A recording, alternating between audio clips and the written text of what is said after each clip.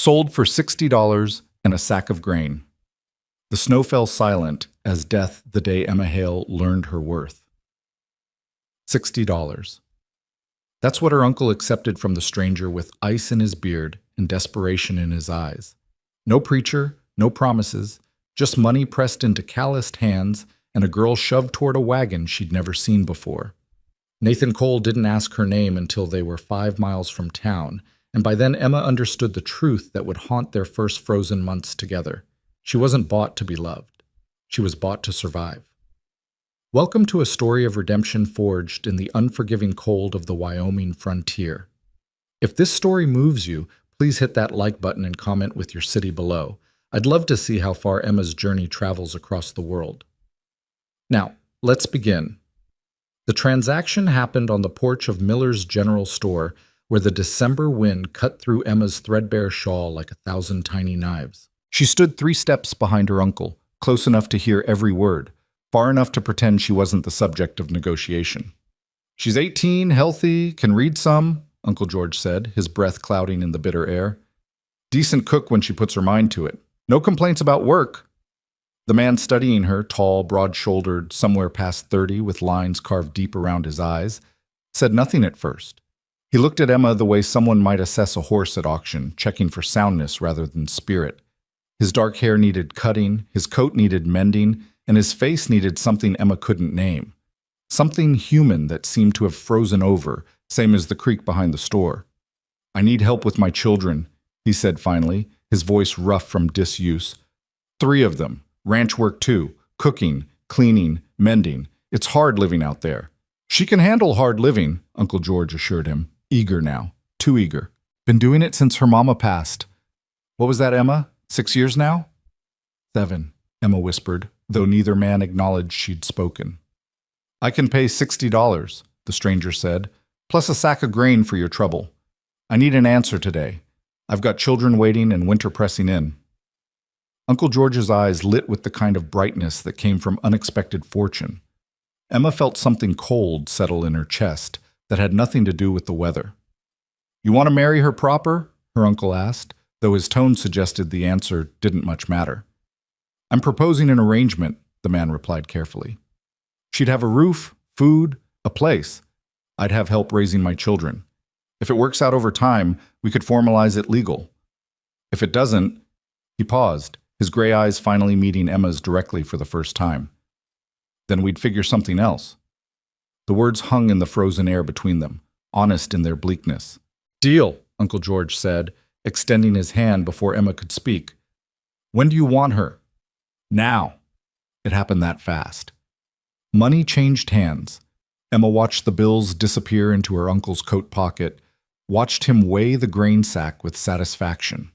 She'd lived in his house since her mother's death, worked his kitchen, scrubbed his floors, tolerated his wife's sharp tongue and sharper hand, and now she was being passed along like an unwanted piece of furniture, sold to fill a gap in a stranger's household. "Get your things," Uncle George told her, already turning away. "Don't keep Mr. Cole waiting." Emma climbed the stairs to the tiny room she'd occupied for 7 years, her hands shaking as she gathered her few possessions. 2 dresses besides the one she wore, both faded and patched. Her mother's brush, the bristles worn soft. A small Bible with her parents' names inscribed inside. A bundle of letters her father had sent her mother during their brief courtship. Emma had read them so many times the paper was thin as tissue. She wrapped everything in her extra shawl, tied the corners tight, and descended the stairs for the last time. Her aunt waited at the bottom, arms crossed over her broad chest. "Don't expect to come crawling back when this doesn't work out," she said, her voice sharp as January wind. "You made your bed the day you were born, a burden on decent people. Maybe now you'll earn your keep proper." Emma had learned long ago that silence was safer than defense. She moved past her aunt without response, stepped onto the porch where Nathan Cole waited beside a weathered wagon hitched to 2 sturdy horses. "That all you have?" he asked, nodding toward her small bundle. "Yes, sir." He took it from her hands, not roughly, but not gently either, and placed it in the wagon bed beneath a canvas tarp. Then he offered his hand to help her onto the seat. Emma hesitated, meeting his eyes again. They were gray as winter sky, revealing nothing. She took his hand. His palm was rough with calluses, his grip steady. He released her the moment she was settled, then climbed up beside her and gathered the reins. Uncle George appeared in the doorway, the grain sack already inside. He didn't wave goodbye. Neither did Emma's aunt. The door simply closed, and Nathan clicked his tongue to the horses. The wagon lurched forward into the snow. They rode in silence through the town Emma had known all her life, past the church where her parents had married, past the schoolhouse where she'd learned her letters from a patient teacher who'd since moved east, past the cemetery where her mother rested beneath a simple wooden cross. Emma didn't look at any of it. She kept her eyes forward on the endless white expanse of the Wyoming plains stretching before them. 5 miles passed before Nathan spoke. "What's your name?" Emma turned to him, startled. Emma Halesell." He nodded once, as if filing the information away. "I'm Nathan Cole. My place is about 3 hours northwest of town, assuming the snow doesn't get worse. We'll make it before dark." "Yes, sir." "My children," he continued, his voice careful, as though reciting facts helped maintain distance. "Lily is 12. She's been trying to manage the household since—" He paused. "Since their mother passed 2 years ago. She's competent, but she's still a child. Owen is 9. He's quiet, bookish when he can be. And Jacob is 6. He's—" Another pause. "He's 6. Emma waited, but Nathan offered nothing more about Jacob. Instead, he stared at the horizon, his jaw tight beneath his beard. "What happened to their mother?" Emma asked softly, then immediately regretted the question. It was too personal, too soon. But Nathan answered, his voice flat. "Fever. Took her in 4 days. We were snowed in, couldn't get to a doctor, just had to watch her." He stopped, his knuckles white on the reins. "That was February of 76. I'm sorry. World's full of sorry." His tone wasn't cruel, just worn down to nothing. "Doesn't change what is." They fell back into silence, the only sounds the creak of wagon wheels, the steady clip of hooves, and the whisper of wind through endless snow. Emma pulled her shawl tighter and tucked her hands beneath her arms, but the cold seemed to seep through fabric and flesh alike, settling deep in her bones. An hour into the journey, Nathan pulled a thick wool blanket from beneath the seat and handed it to her without comment. Emma wrapped it around her shoulders, grateful despite the awkwardness. The gesture seemed to cost him something, not the blanket itself, but the act of noticing she was cold, the breach of distance required to offer comfort. "Thank you," she whispered. He grunted in acknowledgement, his eyes never leaving the path ahead. The landscape grew more remote as they traveled, the few scattered homesteads giving way to untouched wilderness. Rolling hills covered in snow, clusters of pine and aspen bare-branched against gray sky, frozen creeks cutting through valleys like silver scars. It was beautiful in its desolation, Emma thought. Beautiful and utterly unforgiving. "You've done ranch work before?" Nathan asked suddenly. "Some. I helped my uncle with his property, fed the chickens, gathered eggs, tended the garden in summer, did most of the cooking and cleaning inside. This will be harder. We've got cattle, horses, sheep. The work doesn't stop because the weather's bad or you're tired. Can you handle a gun?" Emma blinked. "A gun?" "We've got wolves, occasionally mountain lions. I need to know if you can protect yourself and the children if I'm out with the herd." I can learn." Nathan glanced at her, really looked at her for the first time since they'd left town. Emma met his gaze steadily, refusing to appear weak even as fear twisted in her stomach. She saw something flicker in his expression, not warmth exactly, but a grim sort of approval. "You'll have to," he said simply, and turned back to the road. The sun was low on the horizon when they finally crested a ridge, and Emma saw Nathan Cole's ranch spread below them. It wasn't grand, just a sturdy log house with a stone chimney, a barn, and several outbuildings, corrals holding horses and cattle, all of it carved out of wilderness and held against winter's assault through sheer stubborn will. Smoke rose from the chimney, and as the wagon descended the slope, Emma saw a small figure appear in the doorway. A girl, thin and straight-backed, her dark hair pulled into a severe braid. "That's Lily," Nathan said quietly. "She'll be—" Cautious with you. Don't take it personal. The wagon rolled into the yard, and immediately 2 more children appeared behind their sister. A boy with Nathan's dark hair and serious expression, Owen, Emma guessed, and a smaller boy, maybe 6, with wide eyes and a wooden horse clutched in his hand. Jacob. Nathan brought the horses to a stop and set the brake.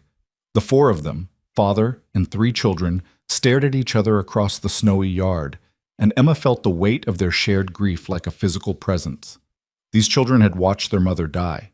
They'd survived 2 years of winter and loss. And now Emma was here, a stranger bought with $60, expected to fill a space that could never truly be filled. Nathan climbed down from the wagon, then reached up to help Emma. Her legs were stiff from the cold and the long ride, and she stumbled slightly. He steadied her with a hand on her elbow, then released her immediately. "Children," he said, his voice formal, "this is Emma Hale. She'll be living here now, helping with the household and tending to you. I expect you to show her respect and cooperation." Lily's dark eyes assessed Emma with an intensity that made her want to shrink back. The girl was 12 years old and already carrying the weight of a woman's responsibilities. Emma saw no welcome in that gaze, only wariness and something that might have been resentment. "Where will she sleep?" Lily asked, her voice cool and controlled. "The spare room off the kitchen," Nathan replied. "It's small, but it's warm from the stove. That's where Mama kept her preserves and sewing things." The words hung in the air like an accusation. Nathan's jaw tightened. "Your mother's been gone 2 years, Lily. We need the space." "Yes, sir." But the girl's expression didn't soften. Owen watched the exchange silently, his gray eyes, so like his father's, darting between Emma and his sister. Jacob had moved closer to Lily, half hiding behind her skirt, his wooden horse pressed to his chest like a shield.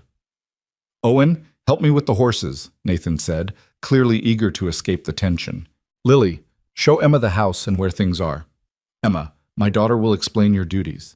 He strode toward the barn without waiting for acknowledgement, and Owen followed after one last curious glance at Emma. That left her standing in the yard with Lily and Jacob, the wind picking up as evening approached. "Come on," Lily said finally, her tone neither kind nor cruel, just flat. "I'll show you." Emma followed the girl into the house, Jacob trailing behind them like a small, silent shadow.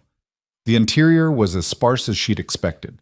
Walls of rough-hewn logs, simple furniture built for durability rather than comfort, a massive stone fireplace providing the room's only warmth. But it was clean, meticulously so. Every surface scrubbed, every item in its place, the floor swept, the dishes stacked with military precision. This was Lily's doing, Emma realized. A 12-year-old girl maintaining order against chaos, structure against grief. Keeping her mother's house the way her mother would have wanted it, even though her mother would never see it again.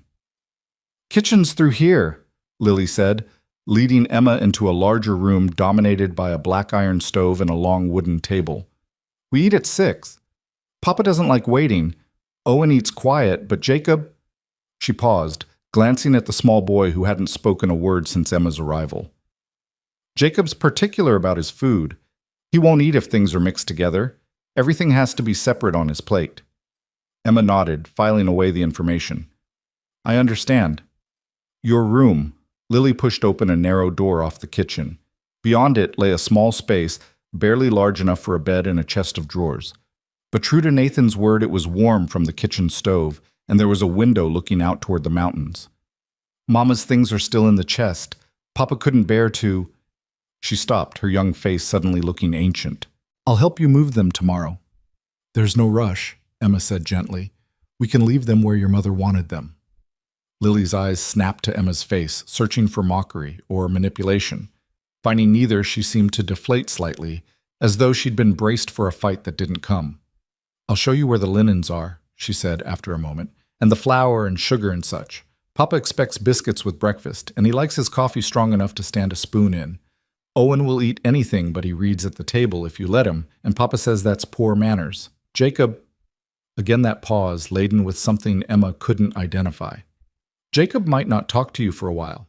He doesn't talk much to anyone anymore." Emma knelt down to Jacob's level, making herself small and non-threatening. The boy watched her with enormous blue eyes. the only one of the children who hadn't inherited Nathan's gray gaze. "Hello, Jacob," she said softly. "That's a fine horse you have there. Does he have a name?" Jacob's small hand tightened on the wooden toy, but he didn't answer, didn't move, just stared at Emma as though she were a puzzle he couldn't solve. "It's all right," Emma told him. "You don't have to talk to me until you're ready. I'm just glad to meet you."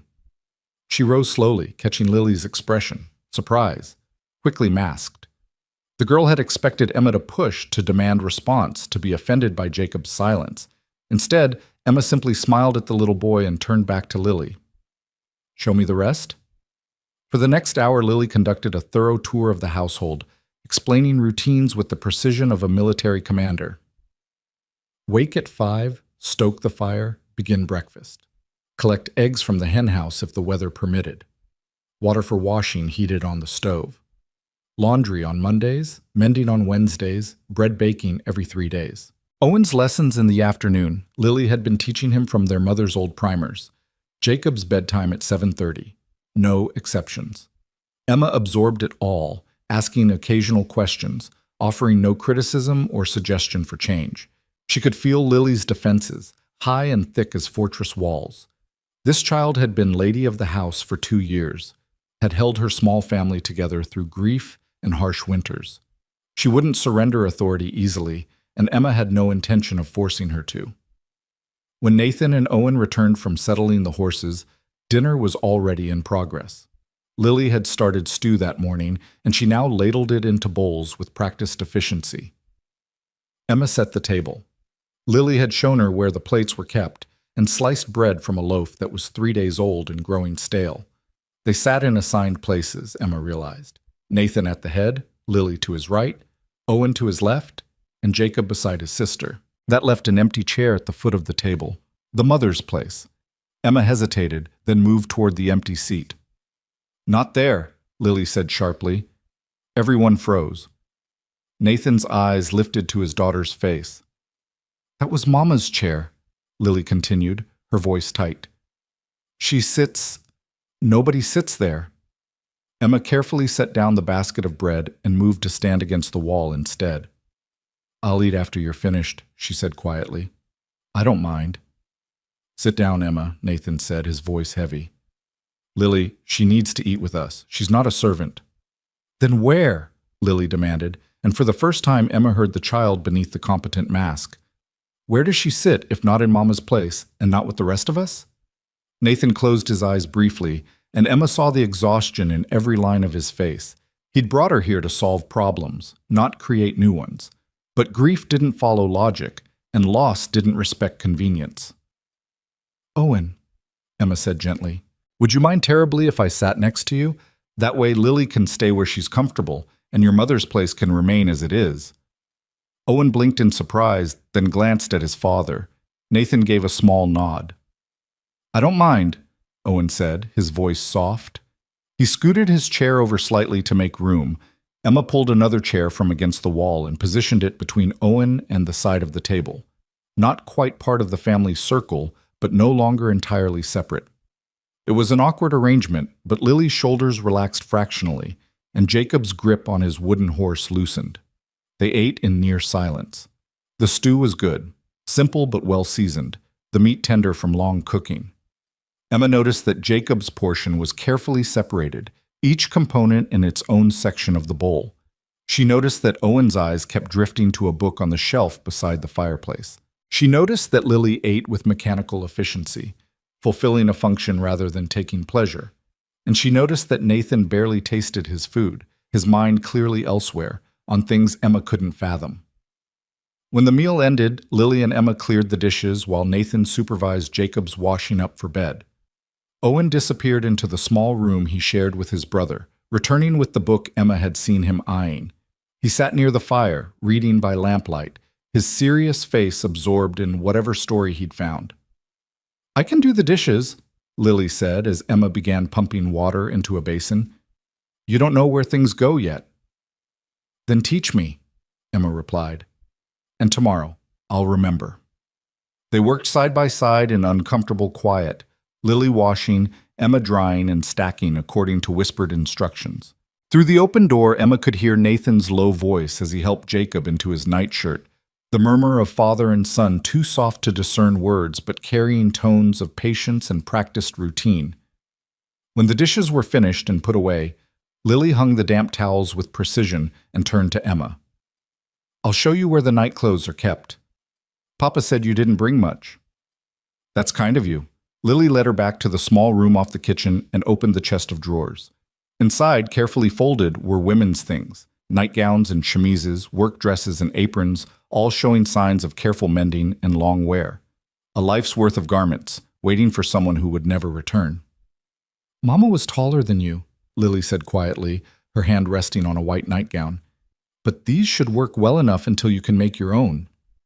"Are you certain your father wants me to—" "He told me to give them to you," Lily interrupted. "He said Mama would have wanted them used, not left to moths in memory." She pulled out the nightgown and a warm flannel wrapper. "Here." Emma accepted the clothes, holding them carefully. They smelled faintly of lavender and something else, maybe hope, maybe love, maybe just the particular scent of a woman who'd lived and worked and died in this house. "Thank you," Emma said, "for everything today. I know this isn't easy." Lily's young face hardened. "Easy or not doesn't matter. It is what it is." She moved toward the door, then paused. "Papa's not cruel, and he provides well for us. But he's—" She searched for words. "He's far away most of the time. Even when he's right here, he's somewhere else. So don't expect—" She trailed off, unable or unwilling to finish. Emma nodded understanding. "Good night, Lily." "Good night." Alone in the small room, Emma changed into the borrowed nightgown and wrapper, then sat on the edge of the narrow bed.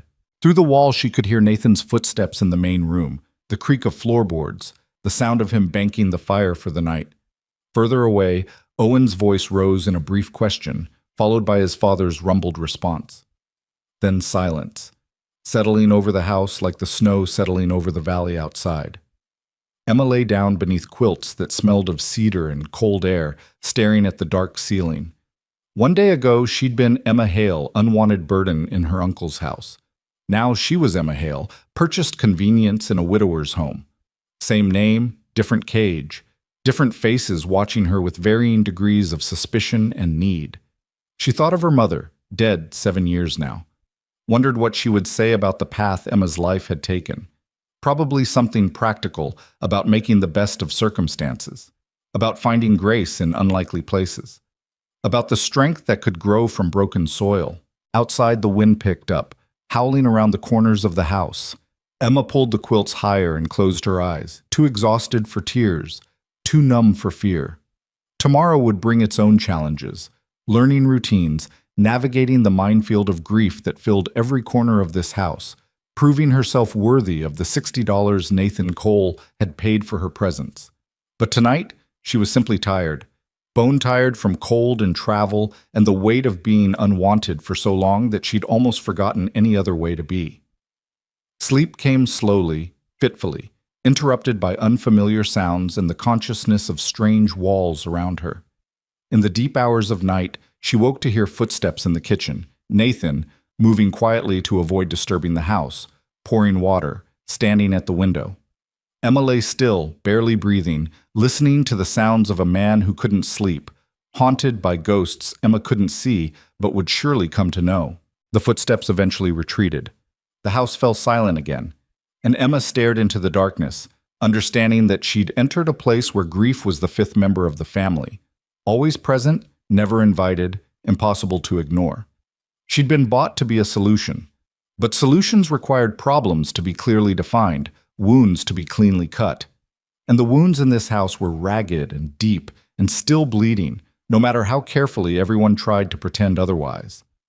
Emma closed her eyes again and waited for morning, knowing that dawn would come whether she was ready or not, just as it had come every day since her mother died, every day since Nathan's wife died, every day despite loss and loneliness and all the small deaths of hope that came from living in a world that kept turning, regardless of who fell away.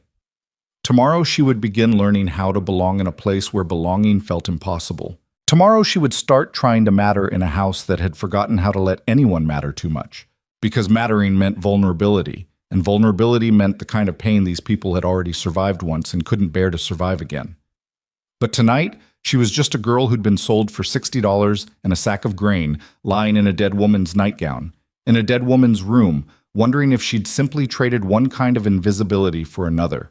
The wind howled, the house creaked, and somewhere in the darkness, Emma Hale, barely 18, orphaned and traded away, made a promise to herself that she'd learn to speak later, when words wouldn't sound so much like begging. For now, silence was enough. Silence and survival. One day at a time, one frozen morning after another, until winter finally broke and something, anything, began to thaw. Morning arrived before Emma was ready for it, announced by the clatter of Lily moving through the kitchen in the pre-dawn darkness. Emma jolted awake, disoriented by unfamiliar walls and the borrowed nightgown twisted around her legs. For one confused moment, she thought she was back in her uncle's house, that yesterday had been a dream. Then memory returned with the cold, the transaction on the porch, the long wagon ride, 3 watchful children, and a man who'd paid $60 for help he couldn't ask for any other way. She dressed quickly in the dim light, her fingers clumsy on the buttons of the work dress Lily had given her the night before. It was indeed too long, the hem dragging on the floor, and too loose through the shoulders. But it was warm and sturdy, and Emma rolled the sleeves up with practiced efficiency before venturing into the kitchen. Lily was already at the stove, coaxing the fire to life with the ease of long practice. She glanced up when Emma entered, her expression carefully neutral in the lamplight. "You're awake," she said, neither pleased nor disappointed, simply stating fact. "I'd like to help," Emma offered, "if you'll show me how you manage things." Something flickered across Lily's face, surprise maybe, or suspicion that Emma's willingness was performance rather than genuine. But she gestured toward the pump. "Water for coffee first. Papa won't speak to anyone until he's had at least 2 cups. Then we start breakfast. Biscuits, bacon if we have it, eggs. Oatmeal for Jacob because he won't eat eggs unless they're scrambled dry, and even then only sometimes." Emma filled the kettle and set it on the stove, while Lily retrieved flour and lard from the pantry. They worked in careful silence, Emma following instructions, Lily offering them in clipped sentences that wasted no words. The girl's efficiency was remarkable for her age, but Emma noticed the cost, the way Lily's jaw stayed tight, her movements precise to the point of rigidity, as though any relaxation might allow something dangerous to slip through. Nathan emerged from his bedroom as the coffee began to boil, his hair damp from washing, his face showing the rough edges of interrupted sleep. He nodded to both of them, but said nothing, just poured himself coffee in a tin cup and stood by the window, looking out at the darkness that hadn't yet yielded to dawn. Owen appeared next, dressed and quiet, his serious eyes taking in the scene, his sister at the stove, Emma rolling out biscuit dough on the worn table, his father staring into nothing. The boy slipped into his chair without disrupting the fragile peace, and Emma noticed how he made himself small, unobtrusive, as though he'd learned that invisibility was safer than presence. Jacob was last, trailing into the kitchen with his wooden horse and sleep-rumpled hair, his blue eyes foggy with dreams not quite released. He stopped when he saw Emma, his small body going still the way a rabbit freezes when it senses a fox. Emma offered him a gentle smile but didn't speak, didn't approach, just returned her attention to the biscuits, giving him space to adjust to her presence. "Come eat, Jake," Nathan said, his voice rough but not unkind. "Emma's helping Miss Lily make breakfast." Jacob moved to his chair with careful steps, placing his wooden horse beside his plate with deliberate precision. Emma watched from the corner of her eye as Lily prepared her brother's oatmeal, adding honey in a specific swirl pattern, placing it in front of him with the spoon positioned just so. These were rituals born of trial and error, Emma understood. Ways of navigating a child's particular needs without making those needs feel like burdens. Breakfast proceeded in near silence, broken only by the scrape of utensils and Nathan's occasional questions about ranch business. Had Owen checked the water troughs yesterday? Were the hens still laying despite the cold? Did Lily need anything from town when he went next week? The questions were practical, focused, requiring yes or no answers that didn't invite elaboration. Emma began to understand that this family had learned to communicate in shorthand, editing out anything that might require emotional exposure. When the meal ended, Nathan pulled on his heavy coat and looked at Emma directly for the first time that morning. "I'll be out with the cattle most of the day. Owen comes with me. You'll stay here with Lily and Jacob, learn the household routines. If there's trouble, ring the bell by the back door. I'll hear it." "Yes, sir," Emma said. He hesitated, as though wanting to say something more, then simply nodded and headed for the door. Owen followed, pausing to grab his own coat from the hook, and then they were gone, leaving Emma alone with Lily and Jacob in a house that suddenly felt cavernous in its quiet. "Dishes first," Lily announced, already gathering plates. "Then we sweep, then laundry if the weather holds. Jacob plays quiet in the morning. He has his horse and his blocks. He doesn't like loud noises or sudden movements." Emma helped clear the table, noting how Jacob had indeed moved to a corner near the fireplace where a small box of wooden blocks waited. He sat cross-legged on the floor, his horse beside him, and began building something with focused intensity. "Does he ever speak?" Emma asked softly, watching the little boy. Lily's hand stilled in the wash basin. "He used to. Before Mama died, he talked constantly, asked 100 questions a day, made up stories about his toys, sang little songs." Her voice had gone distant, remembering. "But when Mama got sick, he got quiet. And after she died, he just stopped. Papa took him to a doctor in Cheyenne last year. The doctor said there was nothing wrong with his throat or his hearing, said sometimes children respond to grief that way, said he'd talk again when he was ready." "But it's been 2 years," Emma said gently. "Yes." Lily scrubbed a plate with unnecessary force. 2 years of silence. 2 years of watching my little brother disappear inside himself while Papa works himself to exhaustion, and Owen tries so hard to be good he barely exists at all, and I— She stopped abruptly, as though only just realizing she was revealing too much to a stranger. "The dishes won't wash themselves." Emma recognized the closed door when she saw it.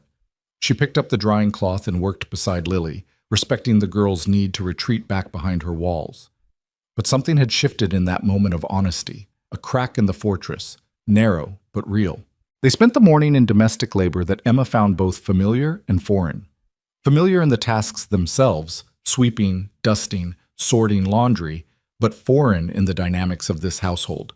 Lily ran the house with military precision, every task scheduled, every item in its designated place. There was no chaos, no laughter, no spontaneity, just routine performed with grim efficiency, as though by maintaining perfect order in the house, they could somehow keep the disorder of grief from overwhelming them entirely. Jacob played quietly throughout, building elaborate structures with his blocks, positioning his wooden horse as though it were surveying the kingdom he'd created. Once he looked up and found Emma watching him. Instead of dropping her gaze, Emma smiled and said softly, "That's a fine castle you're building. Your horse must be very brave to protect it." Jacob's eyes widened slightly, but he didn't look away. For perhaps 5 seconds, they regarded each other across the room, woman and child, stranger and silent boy. Then Jacob returned his attention to his blocks, but Emma noticed his small shoulders had relaxed fractionally, as though her words had been weighed and found acceptable. "He likes you," Lily said from the doorway, her tone suggesting this was unexpected and not entirely welcome. "I like him too," Emma replied simply. "Don't push him to talk. Papa tried that the first year, and it just made Jake hide under his bed for 3 hours." "I won't push. I'll just be here." Lily studied her with those ancient 12-year-old eyes. "You're different than I thought you'd be." "What did you think I'd be?" "I don't know. Harder, maybe. More desperate. Papa said he found you through your uncle, that you needed a place." She paused. "I thought you'd be grateful to the point of being cloying.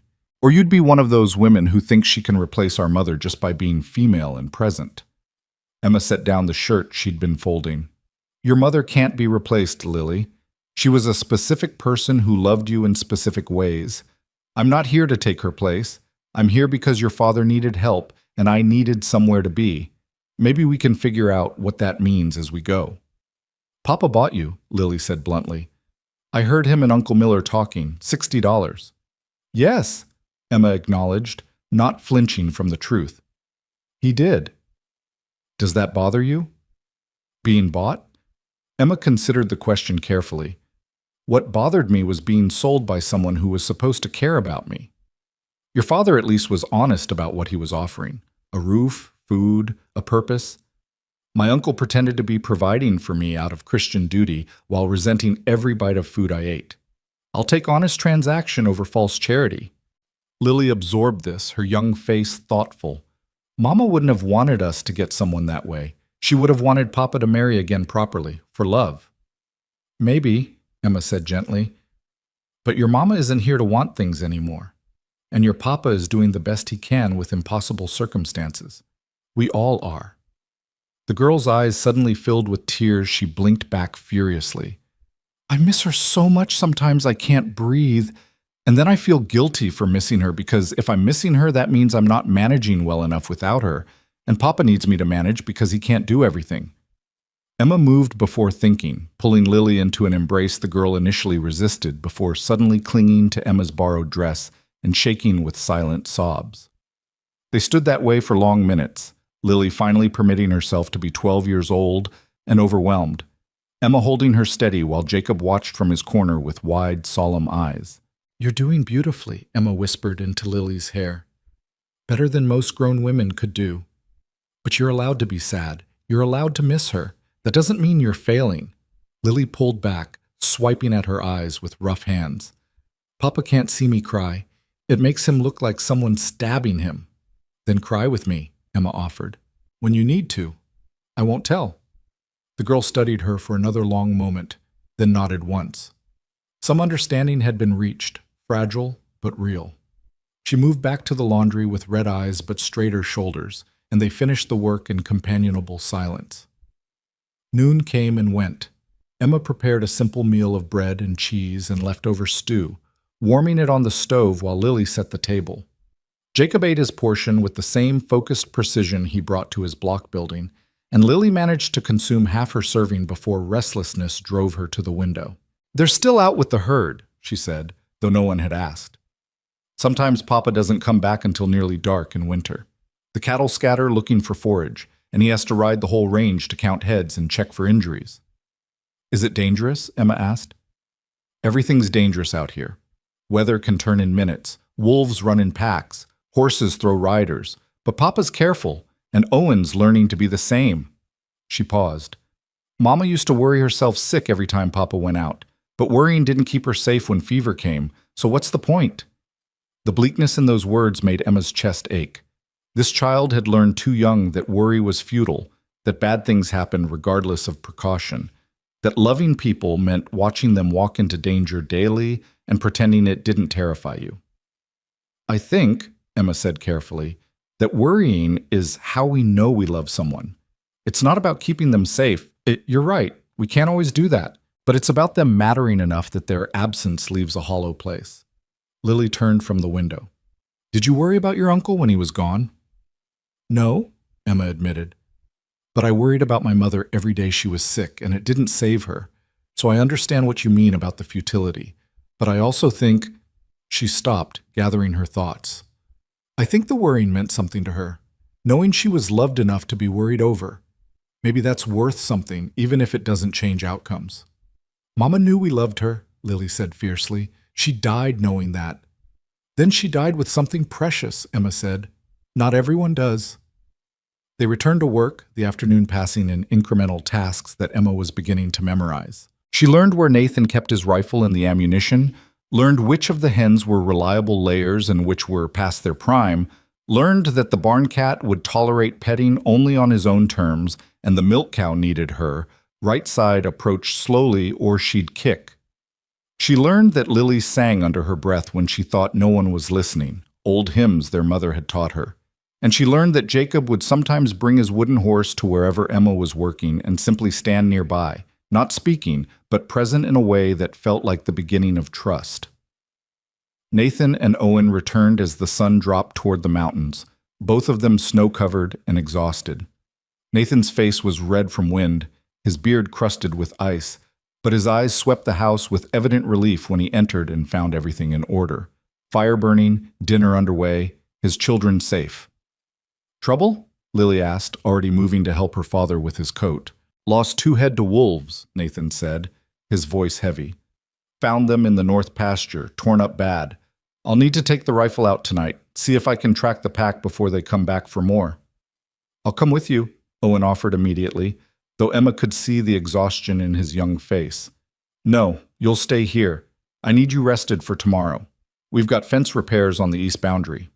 Nathan's tone allowed no argument. His eyes found Emma's. Any problems here? None, Emma said. The house ran smoothly. He nodded, a muscle in his jaw working as though he wanted to say more but couldn't find the words. Instead, he moved to the wash basin, scrubbing ice from his beard and grime from his hands while Lily served dinner with her usual efficiency. They ate quickly, the meal punctuated by Nathan's clipped summary of the day's work and his plans for tomorrow. Emma noticed how he spoke to his children but rarely looked at them directly, as though eye contact required vulnerability he couldn't afford. She noticed how Owen hung on his father's every word, seeking approval that Nathan gave sparingly. And she noticed how Jacob watched his father with a longing so intense it was painful to witness, a small boy aching for connection with a parent who'd locked himself behind walls of grief and work. After dinner, Nathan retrieved his rifle and checked the ammunition with practiced movements. I'll be back before midnight, he told Lily. Bar the door after me. Emma knows about the bell if you need me. Yes, Papa, Lily said, but her voice had gone tight with worry she'd claimed was pointless. Nathan paused at the door, his hand on the latch. For a moment, Emma thought he might offer reassurance, might acknowledge the fear in his daughter's eyes. But he simply pulled his hat lower and stepped into the night, closing the door firmly behind him. Lily stood frozen, staring at the closed door. He'll be careful, Emma said softly. He has too much to come back to. Mama thought she'd come back too, Lily whispered. From the fever. She kept saying, I'll be better tomorrow. Don't worry. And then there wasn't a tomorrow. Emma had no answer for that. No platitude that wouldn't ring hollow. So she simply moved beside Lily and stood with her, 2 people waiting for someone to return from darkness, hoping that hope wasn't futile, knowing that sometimes it was. Owen had taken Jacob upstairs for bed, and Emma could hear the murmur of the older boy's voice reading a story, patient and gentle. She helped Lily clean the dinner dishes, then joined her by the fire where the girl had pulled out a basket of mending. May I help? Emma asked. Lily handed her a shirt with a torn sleeve and a needle already threaded. They worked in silence for a while, the only sounds the crack of burning wood and the whisper of wind outside. Emma's stitches were neat and small. Her mother had taught her well, and she saw Lily notice this with approval. Where did you live before? Lily asked eventually. Before your uncle's house? A farm about 10 miles east of town. My father worked the land and my mother kept house and tended a garden that people came from miles to see. She had a gift with growing things. Emma's hands stilled on the mending, memory washing over her. When she died, my father lasted 6 months. The doctor said his heart gave out, but I think he just couldn't find a reason to keep going without her. So you were alone at 12, Lily said, understanding dawning. Like me. Not quite like you. I had no siblings to care for, no household to maintain, just grief and my uncle's reluctant charity. Emma resumed her stitching. You're much braver than I was. I don't feel brave. I feel tired. Those aren't mutually exclusive. They worked until the mending basket was empty, then Lily banked the fire and checked that the door was barred. Emma retreated to her small room but left the door ajar, listening to the sounds of the house settling, Lily climbing the stairs to the loft room she'd once shared with her mother, Owen's quiet goodnight to his sister, the creak of beds receiving tired bodies. Emma changed into the borrowed nightgown and slipped under the quilts, but sleep eluded her. She found herself straining to hear hoofbeats that would signal Nathan's return, found herself counting the hours by the chime of the clock in the main room. 11. 11:30. Midnight came and went with no sound of arrival. She told herself he'd said before midnight, not at midnight, that he was an experienced frontiersman who knew these lands in all seasons, that worry was futile, as Lily had said. But still she lay awake, staring at darkness, wondering if this was what it meant to begin caring about people, this low-grade dread that accompanied their absence.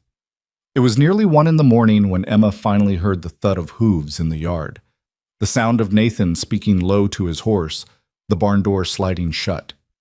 She released a breath she hadn't known she was holding and closed her eyes, sleep finally willing to come now that the household was complete again. The next days fell into patterns that became familiar through repetition. Emma rose with Lily each morning, learned the rhythms of the household, the preferences and quirks of each family member. She discovered that Nathan took his coffee black and scalding, that Owen had a sweet tooth he tried to hide, that Jacob would eat carrots only if they were cut into precise circles. She learned which floorboards creaked, which windows stuck, where the roof leaked when snow melted, and how to bank the fire so it lasted through the coldest hours without consuming too much wood. She learned, too, that Nathan Cole was a man of few words but consistent action. He never praised directly, but Emma noticed that he left firewood stacked by the kitchen door each morning before she woke, noticed that he'd repaired the pump handle that had been sticking, noticed that he nodded approval when he saw her teaching Owen his letters in the afternoons while Lily worked on dinner. Owen warmed to her gradually, his initial wariness melting into cautious trust. He began bringing her questions about his lessons, asking her to explain arithmetic problems or help him parse difficult words in his readers. Emma discovered he had a sharp mind and an insatiable curiosity about the world beyond their valley. He wanted to know about oceans he'd never seen, cities he'd only read about, inventions and discoveries that were transforming the eastern states. "Do you think I could go to a real school someday?" he asked her one afternoon, his voice hesitant. "Not just lessons from books at home, but a proper academy?"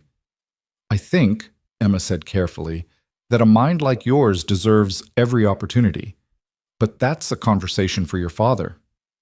Papa says there's no money for such things, that the ranch needs all hands." Owen's disappointment was palpable. "I don't want to be ungrateful. The ranch is important. But sometimes I want more," Emma finished for him. "You want more than survival. You want possibility. Is that selfish?" "No, sweetheart. That's human." Jacob remained largely silent, but his presence around Emma increased daily. He began following her from room to room, his wooden horse always in hand, watching her work with solemn intensity. Sometimes he would stand so close their shadows touched, and Emma would narrate what she was doing in a gentle voice. "Now I'm kneading the bread dough. See how the flour dusts my hands? Your mama probably made bread just this way." She never pushed him to respond, never made his silence uncomfortable. And slowly, gradually, she saw him relax in her presence, saw the fear in his blue eyes dim to mere caution. It was Lily whose walls proved slowest to lower. The girl remained polite but distant, cooperating with Emma but never quite trusting her. Emma understood. Lily had been lady of the house for 2 years, had held her family together through sheer stubborn will, and now here was a stranger, threatening that hard-won authority.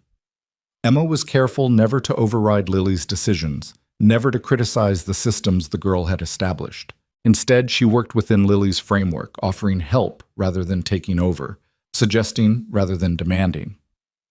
But there were moments, brief and precious, when Lily forgot to guard herself. When she laughed at something Owen said and sounded like a child instead of a tiny adult. When she asked Emma's advice about a recipe and actually listened to the answer. When she admitted, voice small, that she was afraid she was forgetting what her mother's voice sounded like. "Write down what you remember," Emma suggested during one of these moments. Not just her voice, but specific things she said, the way she sang certain songs, her favorite phrases, the nicknames she had for each of you. Write it all down so even if the sound fades, the words remain. Lily had looked at her with something like gratitude before the walls came back up. But later, Emma saw the girl sitting at the table with paper and pencil, writing carefully, tears sliding down her cheeks unchecked. 3 weeks passed this way. 3 weeks of slowly learning to navigate each other, of establishing tentative connections, of building something that wasn't quite family but was no longer merely strangers sharing space. Emma began to feel the beginnings of purpose, the sense that perhaps she did matter here, that perhaps these people needed her in ways that went beyond cooking and cleaning. And then came the night that shattered everything fragile they'd been building. It started with a simple conversation Emma hadn't meant to overhear. She'd come from the barn after checking on the milk cow, her arms full of firewood, and she'd paused outside the kitchen window when she heard Nathan's voice inside deeper than usual with frustration. "I know it's not ideal, Lily, But it's working, he was saying.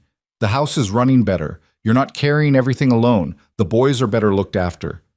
But you don't even like her, Papa. Lily's voice was quiet but cutting. You barely speak to her. You flinch when she's too close. She's just convenient, isn't she?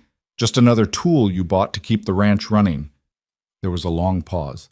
Then Nathan's voice, flat and final. She is convenient, yes. That's exactly what she is.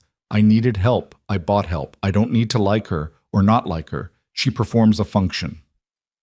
Emma stood frozen in the darkness, firewood forgotten in her arms, those words echoing in her skull. She performs a function. Not a person. Not someone who might matter. Just a tool. Convenient. She'd been traded away by one family that saw her as a burden and bought by another that saw her as a solution. Same reduction of a person to utility, different house. Nothing had changed except the walls around her. Something inside Emma, already fragile from years of being unwanted, finally cracked. She set the firewood down silently and walked past the kitchen window, past the house entirely, out into the snow-covered yard. She kept walking, her thin shawl no match for the cold, her borrowed dress dragging in the snow. She walked past the barn, past the corrals, following the path that led toward the creek and the mountains beyond. She'd thought, foolishly, she saw now, that she was building something here. That caring for these children, learning their needs, making space for their grief, meant something. That her presence had value beyond the tasks she could perform. But she was just convenient. Just a tool Nathan had purchased when other tools were unavailable.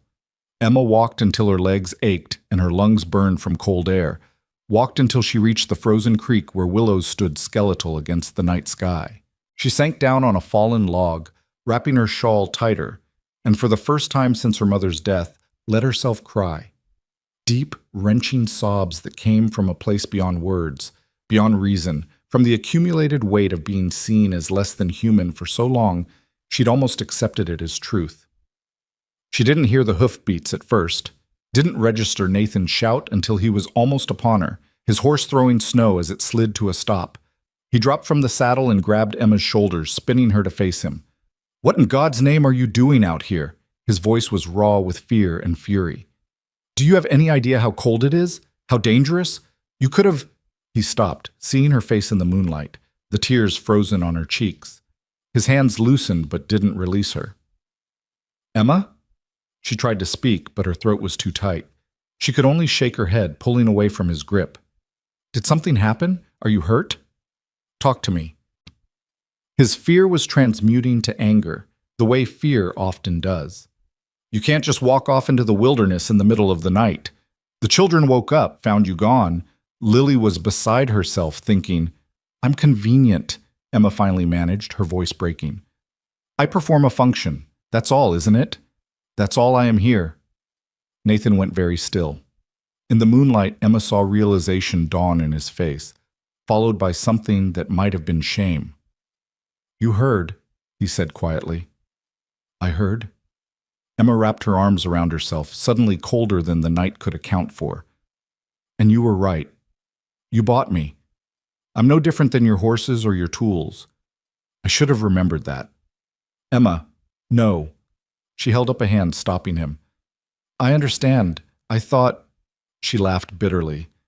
"I thought maybe I was beginning to matter, to the children, if not to you. But I was fooling myself. I'm good at that, making myself believe I'm more than people see me as. My uncle taught me that lesson, and apparently I needed it repeated." Nathan ran a hand through his hair, his breath clouding in the frozen air. "It's not that simple." "It seems quite simple to me." "You don't understand." "Then explain it to me," Emma demanded, finding anger beneath the hurt. "Explain how I'm supposed to care for your children, mend their clothes, cook their meals, wipe their tears, listen to their fears, and remain just a tool. Just convenient. How do I do that, Mr. Cole? How do I matter enough to be useful, but not enough to be human?" The words hung between them, sharp as icicles. Nathan stared at her, his face working through emotions Emma couldn't name. "I can't," he said finally, his voice rough. "I can't explain that because you're right. It's impossible." He took a step closer, and Emma saw something raw in his eyes, something he'd been keeping locked away. But I'm afraid, Emma. I'm afraid to let you matter because everyone who matters leaves, and I can't. His voice cracked. I can't survive that again. I barely survived losing Sarah. So I tell myself you're just convenient, just help I hired, because if you're just convenient, then it won't destroy me if you leave too. The honesty of it stole Emma's breath. She saw him clearly for the first time, not the cold employer, not the distant father, but a man so wounded by loss he'd amputated his own capacity to care in order to survive. I'm not your wife, Emma said quietly. I'm not trying to replace her. But I'm also not nothing, Nathan. I'm a person who's here, who's trying, who cares about your children even though I probably shouldn't. And if you need me to be just a tool, just convenient, then we both need to stop pretending this arrangement can work.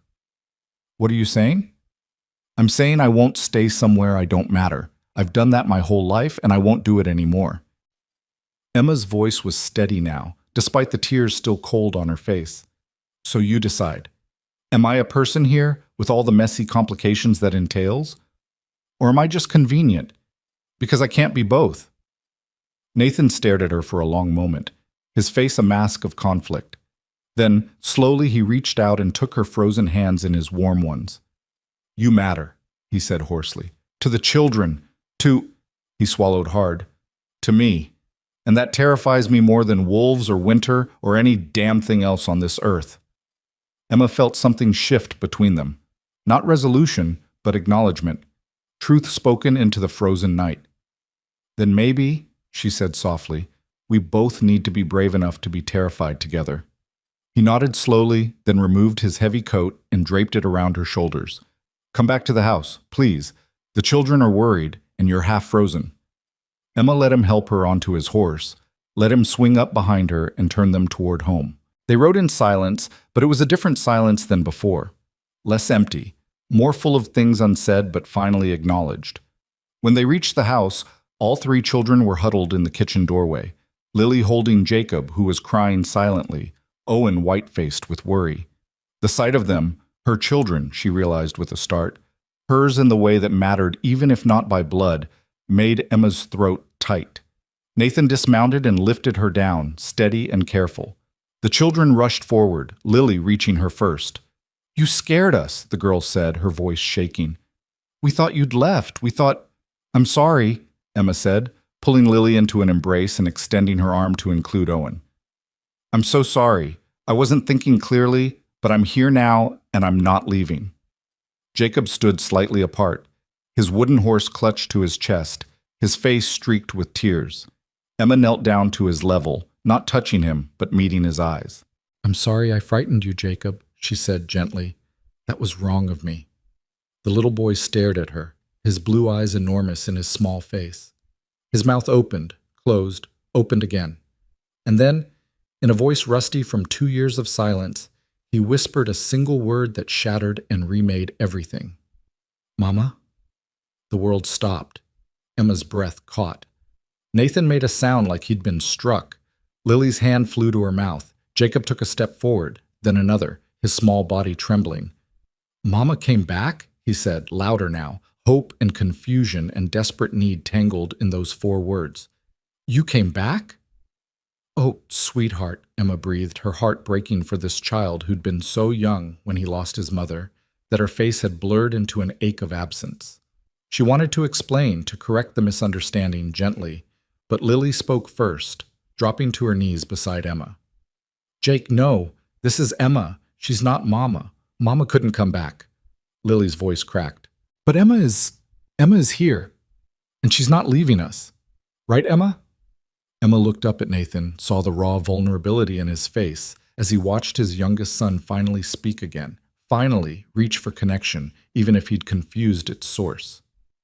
Then she looked back at Jacob, at his tear-stained face and trembling mouth.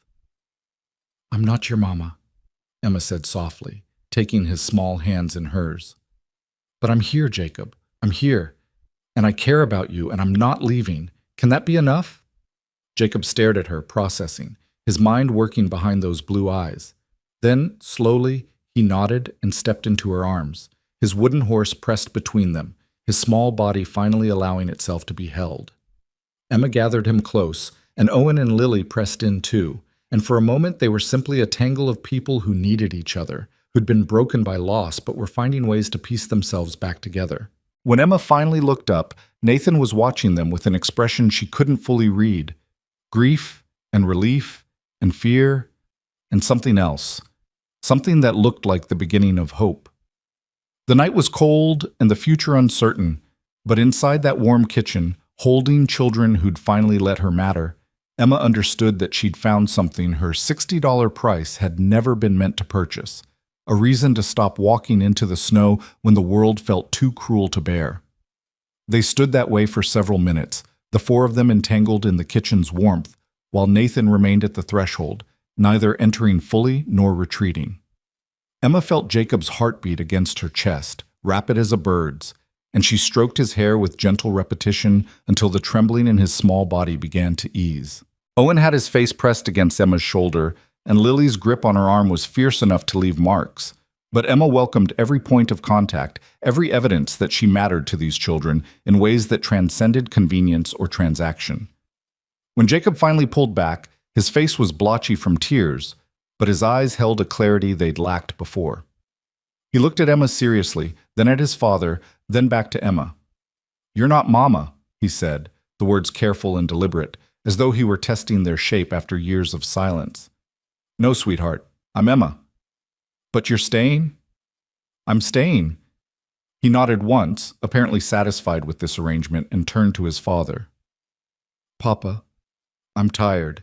Nathan's face worked through several emotions before he found his voice. "Of course you are, son. It's late. Let's get you to bed."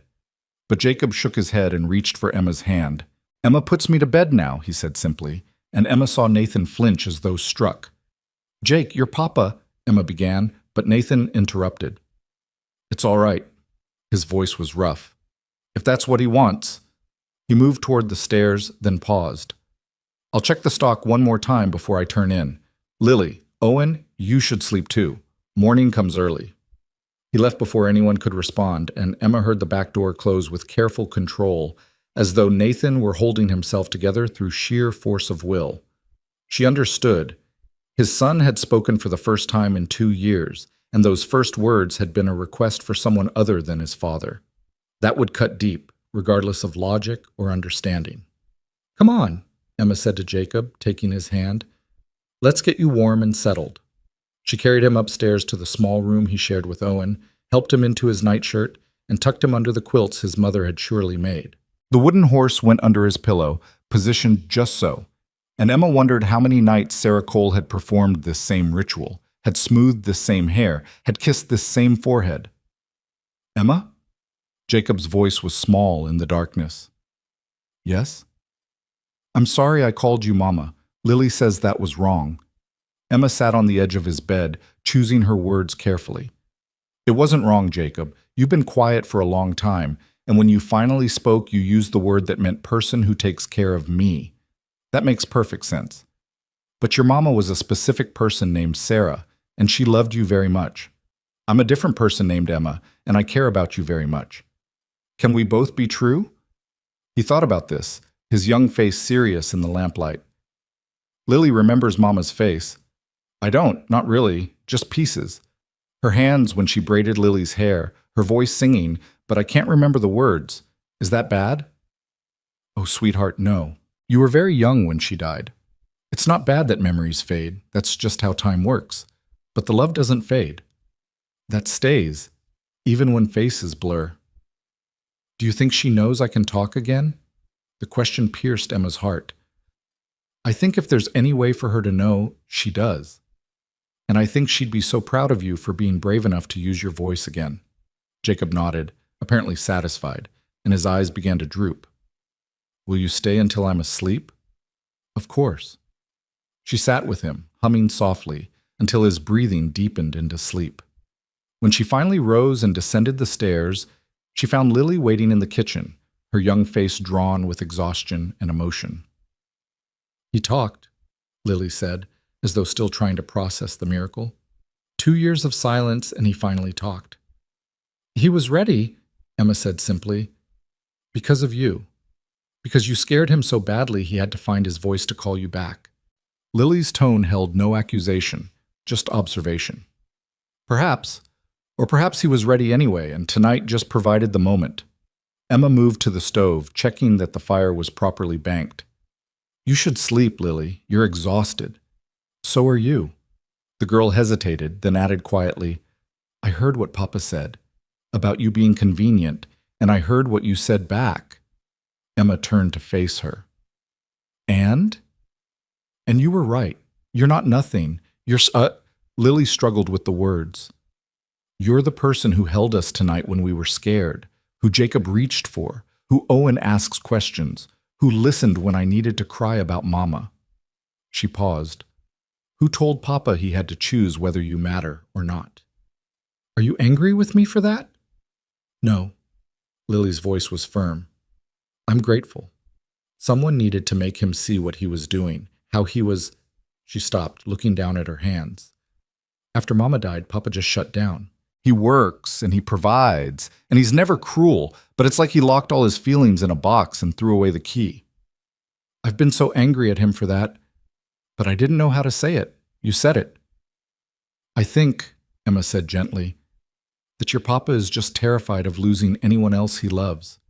It's easier to keep distance than risk that kind of pain again. But that's not living. That's just surviving. Lily's eyes were bright with unshed tears. Mama wouldn't want us just surviving. She'd want us to be happy again someday. I think you're right, and I think slowly we might be finding our way there. Emma moved to Lily and drew her into an embrace. Now go to bed before you fall asleep standing up. Lily clung to her for a moment, then pulled back and headed for the stairs. At the bottom step, she paused. Emma, thank you for coming back, for not leaving us. Thank you for giving me a reason to come back. After Lily disappeared upstairs, Emma stood alone in the quiet kitchen, her body aching with exhaustion, but her mind too full for sleep. She moved to the window and looked out at the dark shapes of barn and mountains beyond, and saw a shadowed figure standing by the corral fence. Nathan, still avoiding the house, wrestling with whatever thoughts had driven him out into the cold. Emma pulled her shawl around her shoulders and stepped outside. The snow crunched under her feet as she crossed the yard, and Nathan turned at her approach, his face half hidden in shadow. Jacob's asleep, she said, stopping a few feet away. He asked me to stay with him until he settled. I'm glad. Nathan's voice was neutral, but Emma heard the hurt beneath it. He's not rejecting you, Nathan. He's just confused and scared and latching on to whoever feels safest in this moment. Tomorrow it might be you he asks for. Children aren't constant in their affections. They shift depending on their needs. I know that. Logically, I know that. He turned back to the corral, watching the horses move restlessly in the darkness. But it still feels like I'm failing them. Like I failed Sarah by not saving her, and now I'm failing our children by not being what they need. You're not failing them. You're keeping them alive, keeping the ranch running, teaching them to survive in a harsh world. That's not nothing. It's not enough. The words were quiet but fierce. Owen wants books and learning I can't give him. Lily's had to grow up too fast, taking on responsibilities that should have been mine. And Jacob spent 2 years silent because I didn't know how to reach him through his grief. What kind of father am I? The kind who's doing his best with impossible circumstances, Emma said firmly. The kind who loves his children enough to terrify himself by letting another person matter. That's not failure, Nathan. That's courage. He was quiet for a long moment, his breath clouding in the frozen air. When Sarah died, I thought I'd die too.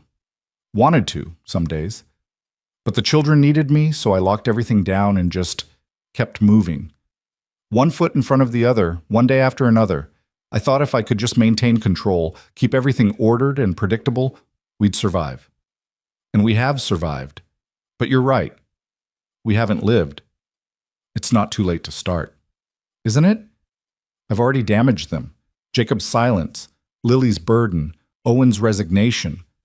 Stop, Emma interrupted. You're giving yourself too much credit for their struggles and not enough for their strengths. Jacob spoke tonight because he felt safe enough to try.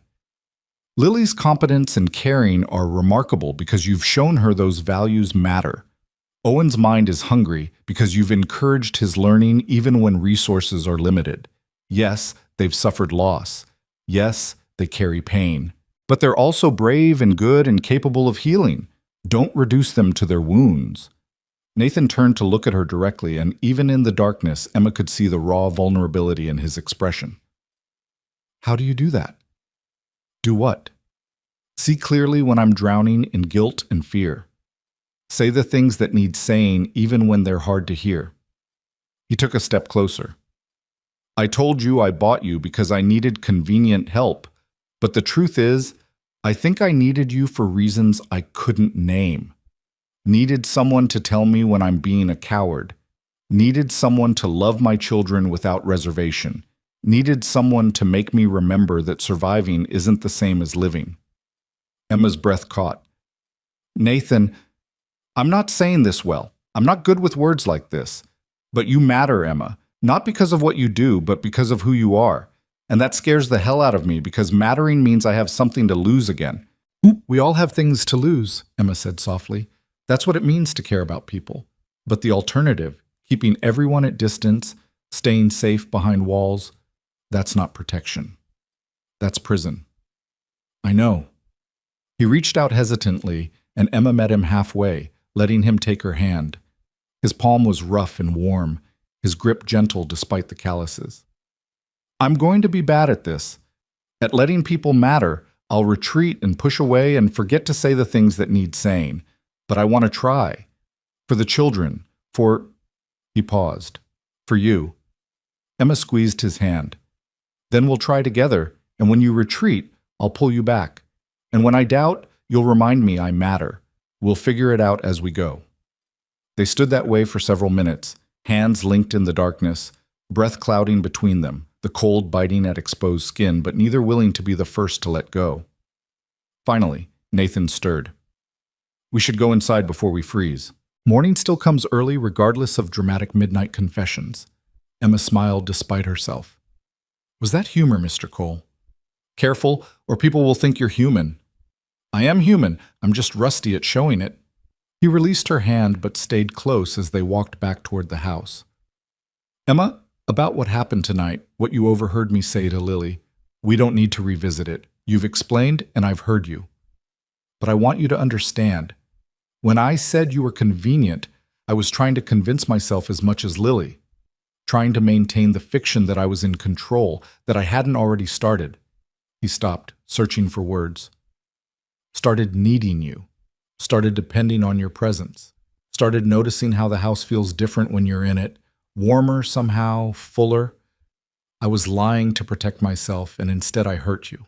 I'm sorry for that. Apology accepted. They'd reached the back door, and Emma paused with her hand on the latch. But Nathan, you need to know something too. I'm not Sarah. I'll never be Sarah, and I'm not trying to be. What's growing between us? This tentative, terrifying thing, it's its own entity, not a replacement or a substitution. Does that make sense? Yes. His voice was rough, and I'm grateful for it. I loved Sarah with everything I had, and I'll always grieve her. But what I'm beginning to feel for you... He stopped, shook his head. It's too soon to name it, too fragile. Can we just let it be undefined for now? We can let it be whatever it needs to be. They entered the house together, and Emma barred the door while Nathan checked the fire. The clock showed nearly 2 a.m, and exhaustion pulled at Emma's bones. But there was a lightness, too, a sense that something fundamental had shifted tonight, that the family she'd entered as a purchased convenience had become something more complex and precious than transaction could capture. She retired to her small room, changed into her nightgown, and slipped beneath the quilts.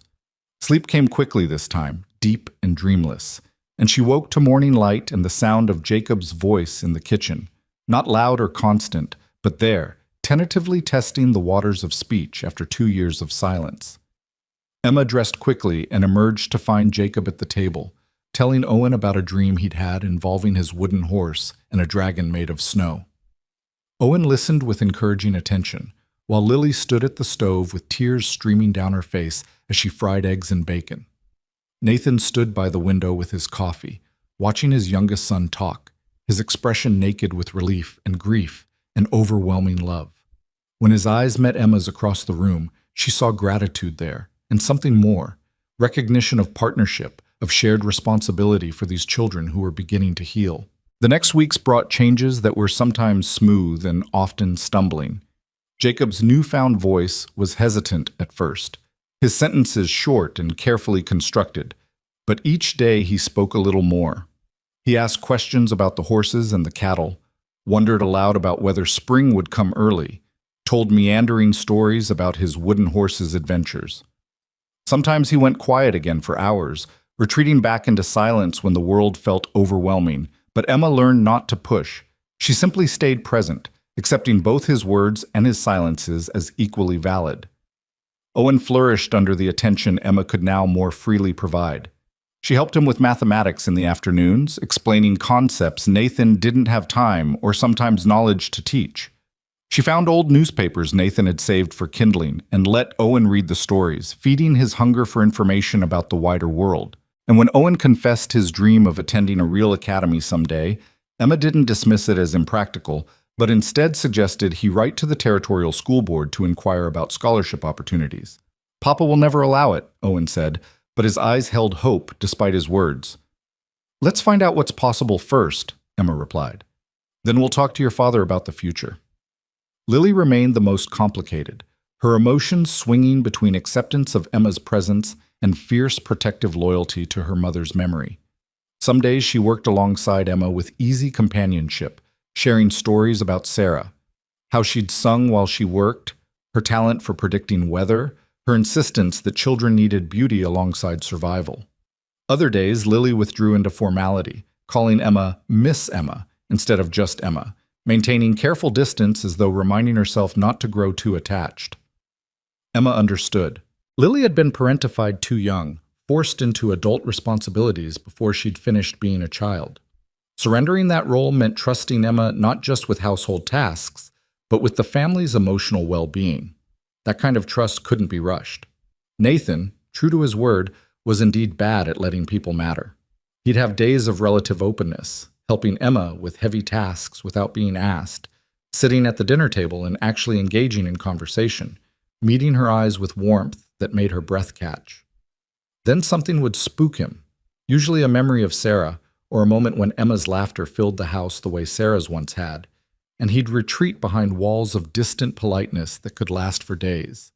Emma learned not to take it personally, learned to simply wait him out, to continue being present regardless of his emotional availability.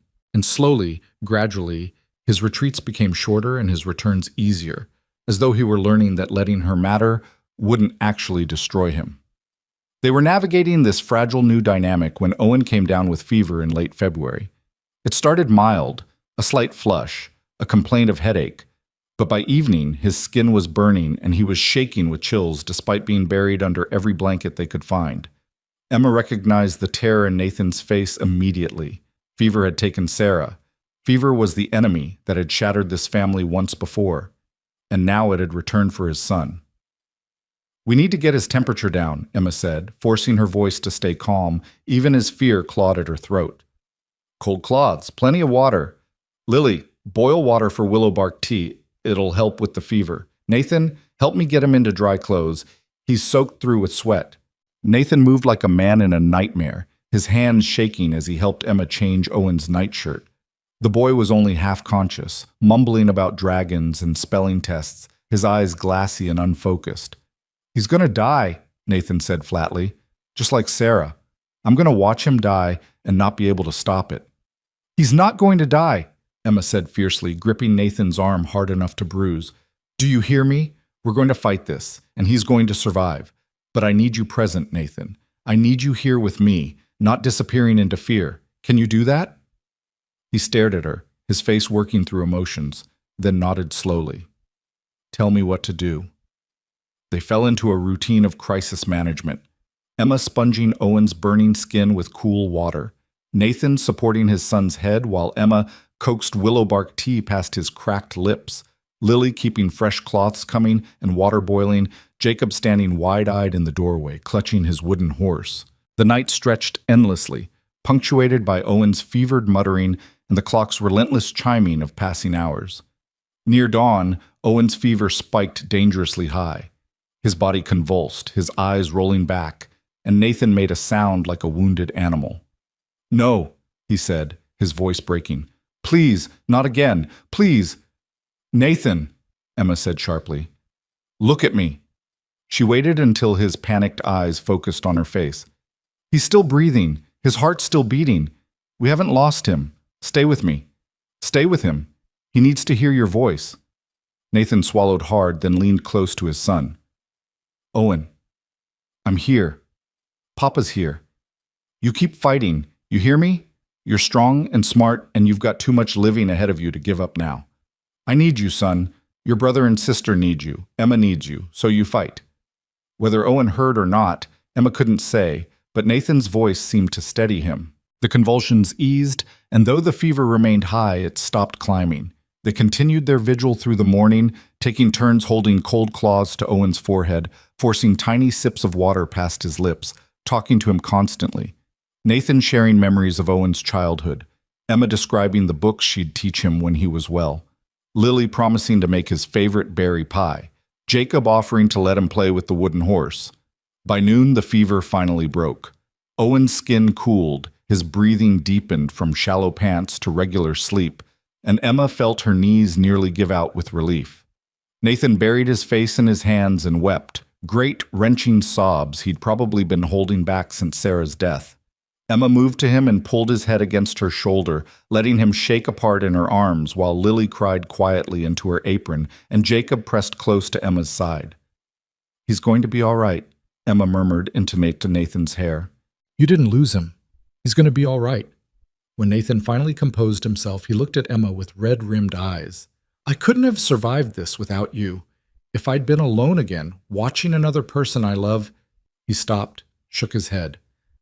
"Thank you for being here, for knowing what to do, for not letting me drown in fear. We're a family," Emma said simply. "This is what families do." The words hung in the air between them, enormous in their implications. Nathan reached up and cupped her face in his rough palm, his thumb brushing her cheekbone. "A family," he repeated quietly, as though testing the idea. Then, "Yes, I suppose we are." Owen slept through the rest of the day and into the evening, his body exhausted from fighting the fever. Emma dozed in the chair beside his bed, jerking awake whenever he stirred, checking his forehead for signs of returning fever. Nathan brought her food she barely touched, stood guard at the window as though he could protect his son through sheer vigilance. When Owen finally woke as the sun was setting, his eyes clear and focused, the first thing he said was, "Did I miss my lessons?" Emma laughed, relief making her giddy. "Yes, but I think we can forgive that under the circumstances." "How long was I sick?" "Just a day, though it felt longer," Nathan said from the doorway. "How do you feel, son?" "Tired, thirsty. My head hurts." Owen tried to sit up, and Emma gently pushed him back down. "You rest. I'll bring you water and some broth. Lily's been making it all day, waiting for you to wake up." Over the next few days, Owen recovered his strength while the household slowly returned to normal rhythms. But something had changed during those fever-pitched hours. Some final barrier had dissolved, leaving the five of them bound more tightly together. Nathan no longer retreated into distance when emotion threatened to overwhelm him. Lily stopped testing Emma's commitment with challenges designed to prove she'd leave eventually. Jacob spoke more freely, his voice growing stronger with use. And Owen, perhaps sensing how close he'd come to leaving them, seemed to cherish every moment with a new intensity. They were sitting around the dinner table one evening in early March, the conversation flowing easily, when Jacob suddenly announced, "Emma's my mama now." The room went still. Emma's spoon paused halfway to her mouth. Nathan's eyes lifted to her face. Lily looked stricken. "Jake, we talked about this," Lily said carefully. "Emma isn't our mother. Mama died." "I know Mama Sarah died," Jacob said patiently, as though explaining something obvious to adults who weren't quite keeping up. "But Emma's my mama now. She takes care of us and makes our food and tucks me in and tells Papa when he's being scared instead of brave. That's what mamas do." "It's not that simple, sweetheart," Emma began, but Jacob shook his head. "Why not? Owen says words mean what we decide they mean. So I decided Emma is my mama. Not the same as Mama Sarah, but my mama now. Emma looked helplessly at Nathan, unsure how to navigate this declaration. But Nathan was looking at Jacob with something like wonder in his face. I think, Nathan said slowly, that Jake might be wiser than the rest of us. Maybe mama isn't about blood or replacement. Maybe it's just about who stays and who loves and who shows up every day. His eyes found Emma's across the table. In which case, if Jake wants to call you mama, I think that's his right to choose. But mama, Lily started, her voice tight. Your mama Sarah would want you to be loved and cared for, Nathan interrupted gently. She'd want you to have someone who helps carry the weight. She wouldn't see Emma as a threat to her memory. She'd see her as a gift. Lily's eyes filled with tears, but she nodded slowly. Mama always said love multiplies. It doesn't divide. That having more people to love doesn't mean loving anyone less. That sounds like something Sarah would say, Emma said softly. So you'll let me call you Mama? Jacob pressed, needing confirmation. Emma reached across the table and took his small hand in hers. If that feels right to you, then yes, I'd be honored. Jacob beamed, satisfied, and returned to his dinner as though he hadn't just fundamentally redefined the family structure. But Emma noticed Owen watching her thoughtfully, and Lily's expression shifting from grief to something that might have been tentative acceptance. That night, after the children were asleep and the house was quiet, Emma stood at the kitchen window watching snow fall in the darkness. She heard Nathan's footsteps behind her but didn't turn. You're allowed to be overwhelmed, he said quietly, coming to stand beside her. That was a lot, what Jake said. I'm not overwhelmed, Emma searched for the right word. Humbled, maybe. Terrified of not being enough. Grateful beyond words. You're more than enough. Nathan paused, and when Emma glanced at him, she saw him struggling with words that didn't come easily. When I bought you from your uncle, I thought I was solving a problem. Getting help I desperately needed. But you've become... He stopped, started again. You've become essential. Not because of what you do, but because of who you are. And I know we haven't talked about the future, about what we are to each other beyond this undefined thing we're building. But I want you to know that you're not just staying here until something better comes along. This is your home for as long as you want it. Emma turned to face him fully. What are you saying, Nathan? I'm saying I'd like to make this permanent, legal. Not because of convenience or necessity, but because... He took a breath. Because I'm falling in love with you, Emma Hale. Slowly and terrified, and probably not in any way that resembles romance, but truly. And I'd like to marry you proper, if you'll have me. Emma's heart hammered against her ribs. You're falling in love with me? Is that so surprising? Yes, she admitted. I thought maybe you tolerated me, maybe appreciated me. But love, I know I'm not good at showing it. I know I retreat and I'm emotionally stunted and I'm damaged in ways that probably aren't fixable. But you make me want to try to be better. You make this house feel like home again instead of just a place where we survive. And watching you with my children, his voice roughened, watching them bloom under your care, seeing them happy again, knowing it's because of you. How could I not love you for that alone? Never mind everything else you are? Emma realized she was crying, tears sliding hot down her cold cheeks. I didn't think you saw me. Not really. I thought I was still just convenient. You were never just convenient. Nathan reached up and wiped her tears with his thumb, his touch gentle. From the first night when you slept in Sarah's nightgown, and I heard you crying through the wall, I knew you were a person carrying her own grief and trying to make space for ours. You were never just a tool. I was just too afraid to admit you'd become important. I love you too, Emma whispered, the words tumbling out before she could second-guess them. I've been trying not to. Trying to protect myself from caring too much about someone who might never care back. But I love you, Nathan. And I love your children. And yes, I'll marry you. Not because I need security or because it's practical, but because this has become my family, and I want to make it official. Nathan pulled her into his arms then, holding her tight enough that she could feel his heart pounding against her own. They stood that way for a long time, two damaged people who'd found each other through transaction, but had chosen each other through love, neither speaking because words seemed insufficient for the enormity of what they'd just confessed. Finally, Nathan pulled back enough to look at her face. I don't have a ring, and I can't promise you an easy life. Ranch work is hard, winters are brutal, and my children come with complications and needs. Nathan, Emma interrupted, smiling despite her tears. I walked into a snowstorm because I thought I didn't matter. You came after me. You've given me a home and a family and a purpose. I don't need a ring or promises of ease. I just need this, us, messy and imperfect and figuring it out as we go. He kissed her then, gentle and reverent, and Emma tasted salt from both their tears and thought that nothing in her life had ever felt more right than this moment, this man, this family she'd been bought into but had chosen to stay in.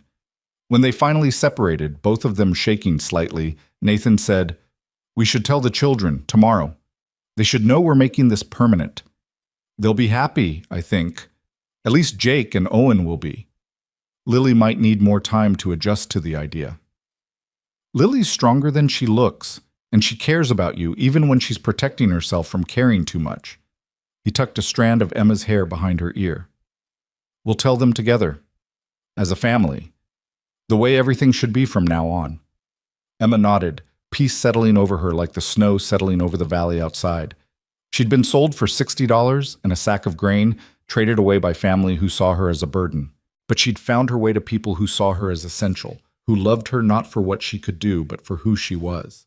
And tomorrow they'd make it official, this ragged, beautiful family they'd stitched together from grief and need and finally, choice. The snow continued falling outside, but inside the house was warm, and Emma was home in ways she'd never been home before. The future stretched ahead, uncertain and surely difficult, but they'd face it together now, not as employer and employee, not as purchased convenience and desperate widower, but as partners choosing love despite fear, choosing family despite loss, choosing hope despite every reason winter had given them to surrender to cold. Morning arrived with the particular clarity that follows snow, the world outside scrubbed clean and gleaming under pale sunlight. Emma woke earlier than usual, her body humming with nervous energy from the previous night's confessions. Nathan loved her. She loved him. They were going to marry, make permanent what had begun as transaction. The reality of it felt both inevitable and impossibly fragile, as though speaking it aloud might somehow break the spell. She dressed carefully in the warmest of her borrowed dresses. Sarah's dresses, she reminded herself, though the thought no longer carried the sharp edge of intrusion it once had. Sarah would want her clothes worn, her house maintained, her children loved. Emma was beginning to understand that honoring the dead didn't require keeping everything frozen in time, but rather allowing life to continue in ways that would have made them proud. When she entered the kitchen, Nathan was already there, feeding wood into the stove with methodical precision.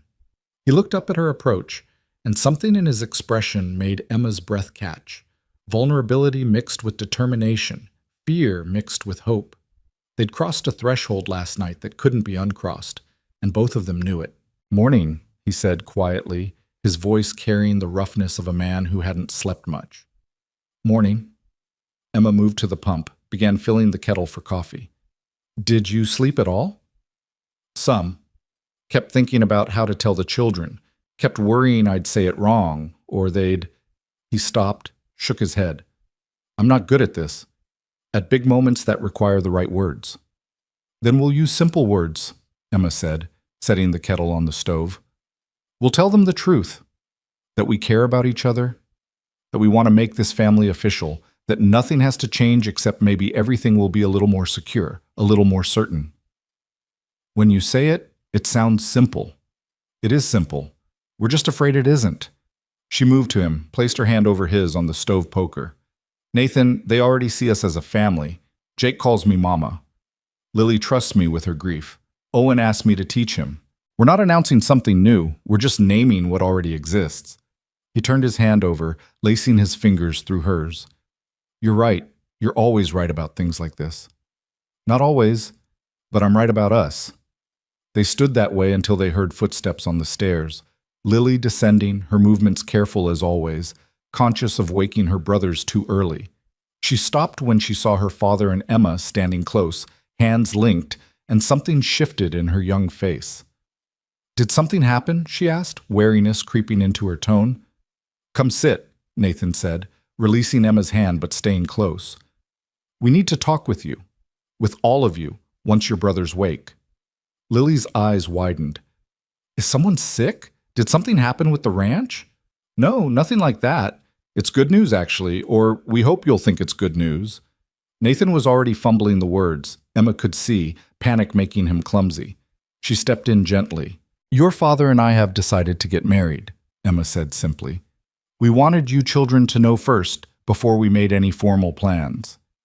Lily stood frozen, her face cycling through emotions too quickly to name. Shock, followed by something that might have been hurt, then confusion, then careful blankness as her walls came up. "Married," she repeated, the word flat. "Yes," Nathan said. Emma's become part of this family, and we want to make it official, permanent." "You're replacing Mama." Lily's voice was still flat, but Emma heard the pain beneath. "That's what this is. You're replacing her." "No," Emma said firmly, moving toward the girl. "Your mother can't be replaced. She was a specific person who loved you in specific ways only she could. But she's gone, Lily, and life goes on. Your father and I, we found something together.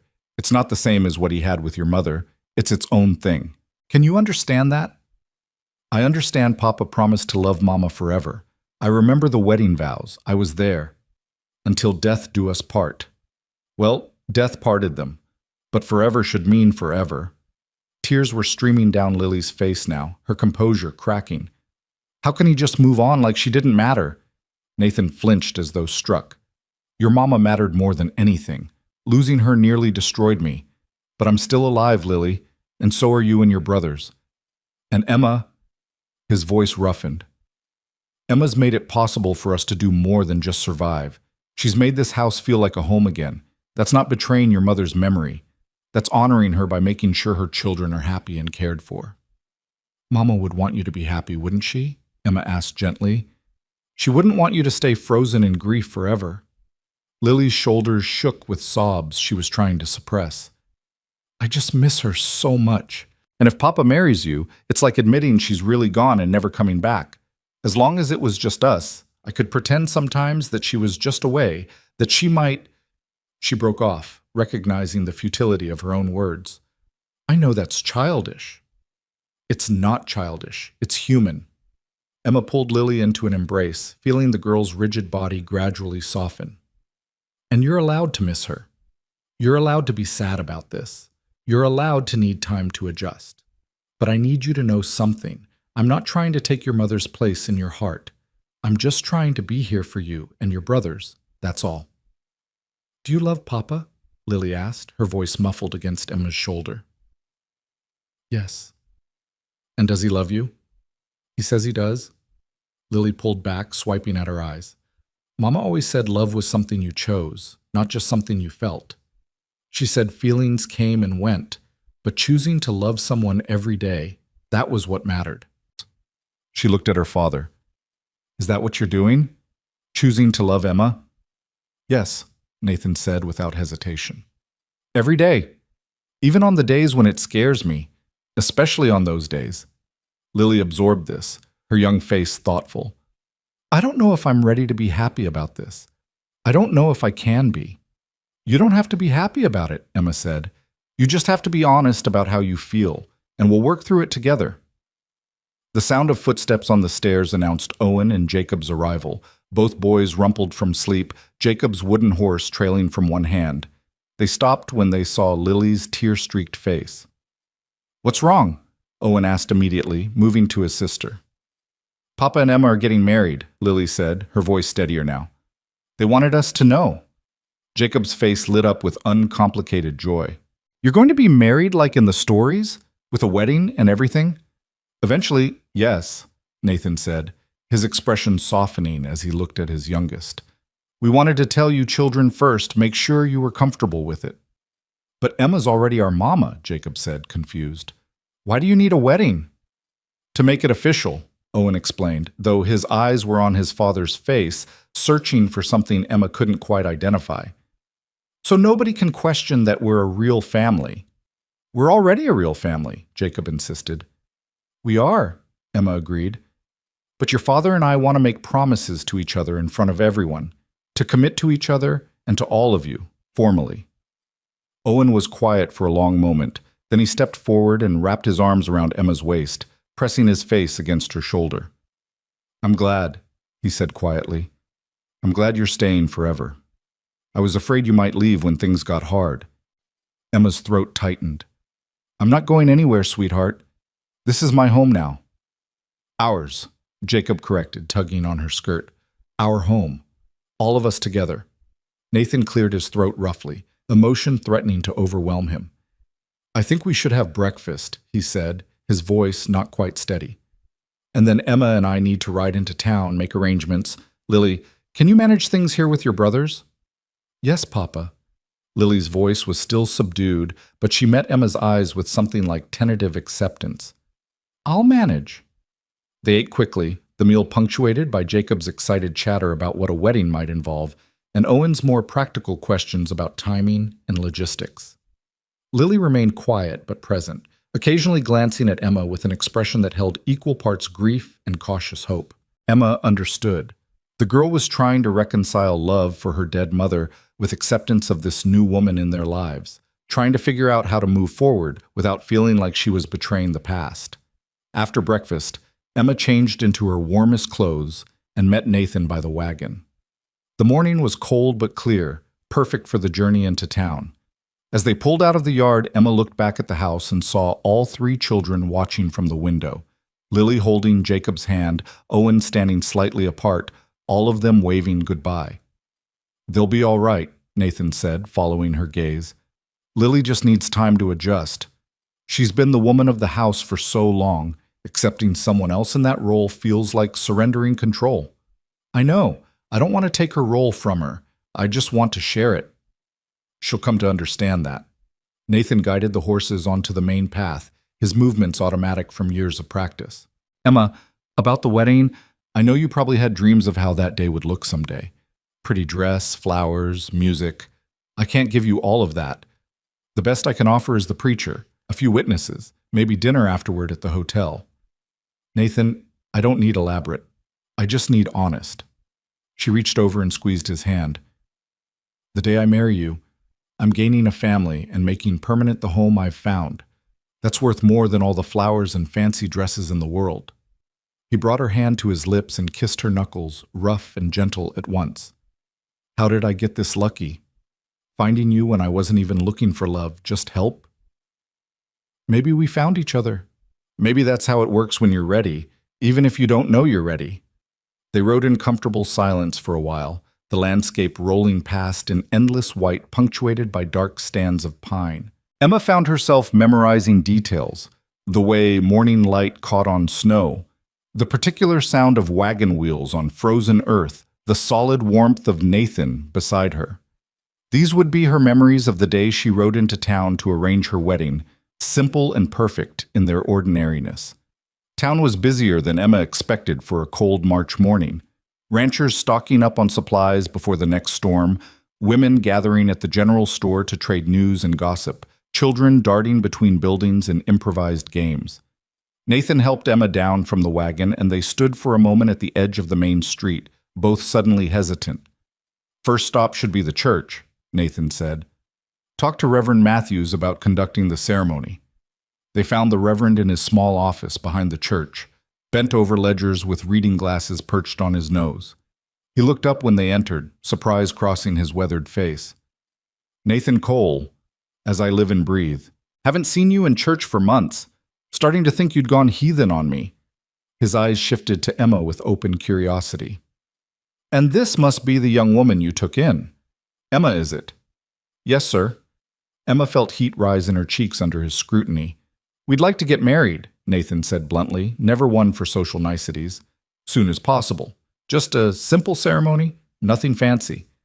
Reverend Matthews set down his pen and leaned back in his chair, studying them both with eyes that had seen too many rushed marriages to be entirely approving. I see. And how long have you two been courting? We're not courting, Nathan said.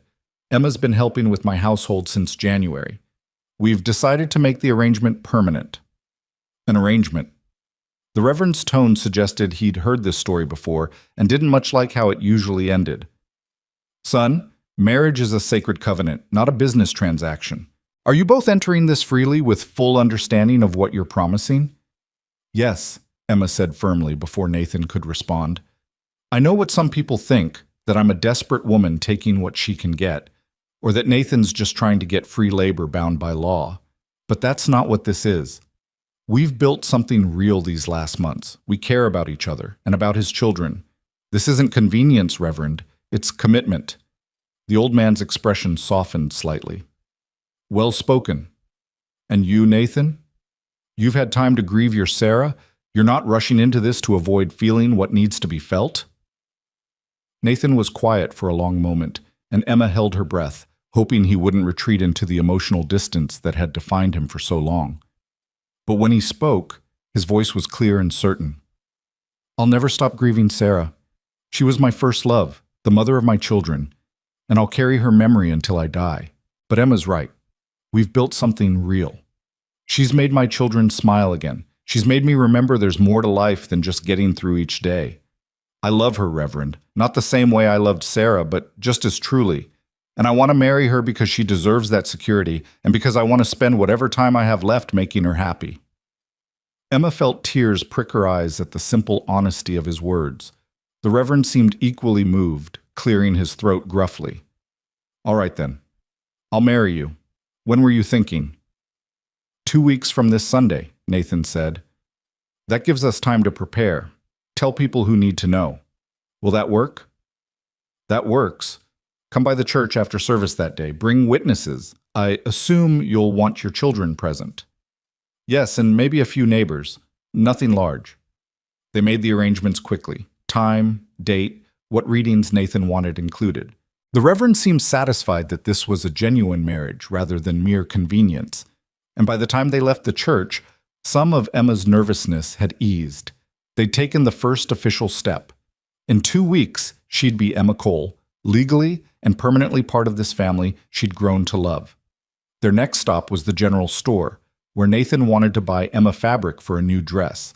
She protested that her borrowed clothes were fine, but he was adamant. You should have something that's yours, he said. Something you chose that fits you proper. Consider it an early wedding gift. The store was crowded with women examining bolts of cloth and trading gossip. Emma noticed how conversations faltered when she and Nathan entered, how eyes tracked their movements with open curiosity. The whispers started almost immediately. That's the girl George Hale sold to Nathan Cole, isn't it? Bought her like livestock, I heard. $60. Wonder what he's doing bringing her to town in broad daylight. Usually keeps his shame hidden at the ranch.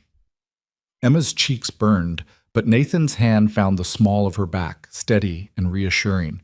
He guided her to the fabric section and ignored the whispers as though they didn't exist. What about this? He asked, pulling out a bolt of deep blue wool. It matches your eyes. It's beautiful, but Nathan, the cost... Let me worry about cost. You worry about whether you like it. Emma ran her fingers over the fabric, feeling its quality. It was finer than anything she'd owned since before her mother died, soft and rich and perfect for a winter wedding. I love it, she admitted. Then we'll take enough for a dress and a warm cloak. Nathan signaled the shopkeeper, who approached with visible reluctance, clearly uncomfortable with whatever gossip he'd been hearing. Help you, Mr. Cole? 6 yards of this blue wool and matching thread. And while you're measuring, spread the word. Emma and I are getting married 2 weeks from Sunday at the church. Anyone who wants to offer congratulations rather than gossip is welcome to attend. The shopkeeper's eyes widened. Married? Well, congratulations then. I'll get this cut for you right away. The whispers intensified as word spread through the store. Emma kept her head high, refusing to show how the gossip stung, but she was grateful for Nathan's solid presence beside her. Some of the women's expressions shifted from judgment to speculation to cautious approval. Apparently, a legal marriage elevated her status from scandalous purchase to respectable union. While the fabric was being cut and wrapped, Nathan pulled Emma aside to a quieter corner of the store. I should have warned you it might be like this. Small towns thrive on gossip, and we gave them plenty to talk about. I can handle gossip, Emma said, though her hands were trembling slightly. I just hate that it reflects on your children. That people think poorly of you because of choices you made when you were desperate. People will think what they think, but once we're married proper, most of the talk will die down, and anyone who has a problem with you will answer to me. They completed their purchases, fabric, thread, a few supplies Nathan needed for the ranch, and were preparing to leave when a woman's voice called out from behind them. "Nathan Cole, is that really you?" They turned to find a well-dressed woman in her 40s, her face familiar, though Emma couldn't place it. Nathan's expression shifted to something between pleasure and discomfort. "Mrs. Henderson, good to see you." "And you, it's been too long since you've come to town." Her sharp eyes assessed Emma with frank curiosity. "And who is this?" "This is Emma Hale. She's been helping with my household since January. Emma, this is Martha Henderson. She and her husband own the ranch adjacent to mine. She was a good friend to Sarah." The woman's expression softened at Sarah's name, then sharpened again as she looked between them. "I heard rumors you'd taken someone in, caused quite a stir, as I'm sure you know." She paused delicately. "Are the rumors true? That you bought her from her uncle?" "They're true," Nathan said without flinching. "I needed help desperately, and Emma needed a home. It was a business arrangement that became something more. We're getting married in 2 weeks." Martha Henderson's eyebrows rose nearly to her hairline. "Married? Well, that certainly changes things." She studied Emma more carefully now, seeming to take her measure. "Sarah would be glad you're not alone anymore, Nathan. She worried terribly about what would happen to you and the children if something happened to her. Seems she was right to worry, but wrong about you giving up entirely." She extended her hand to Emma. "Welcome to the territory, my dear. Marriage to a rancher isn't easy, but if you've survived a Wyoming winter already, you've got the grit for it." Emma shook her hand, surprised by the warmth. "Thank you, Mrs. Henderson. Call me Martha.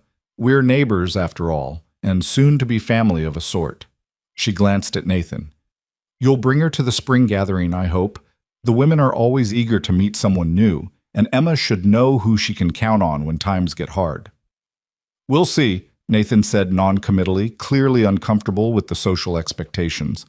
But Emma noticed Martha's eyes held genuine kindness, and she found herself grateful for this unexpected ally. They said their goodbyes and headed back to the wagon, Emma carrying her wrapped fabric like precious cargo.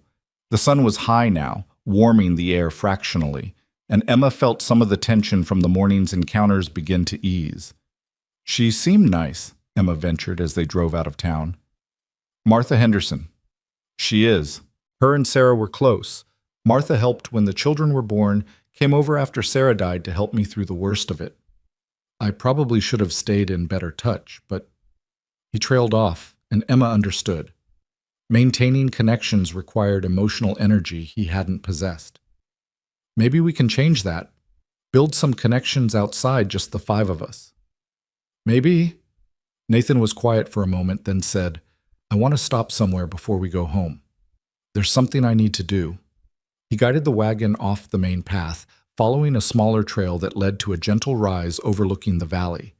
At the top sat a small cemetery, its wooden crosses and simple stone markers standing sentinel over the territory's dead. Nathan brought the horses to a stop and sat staring at one grave in particular, his face unreadable. "Sarah's buried here," he said quietly. "I haven't visited since we laid her to rest.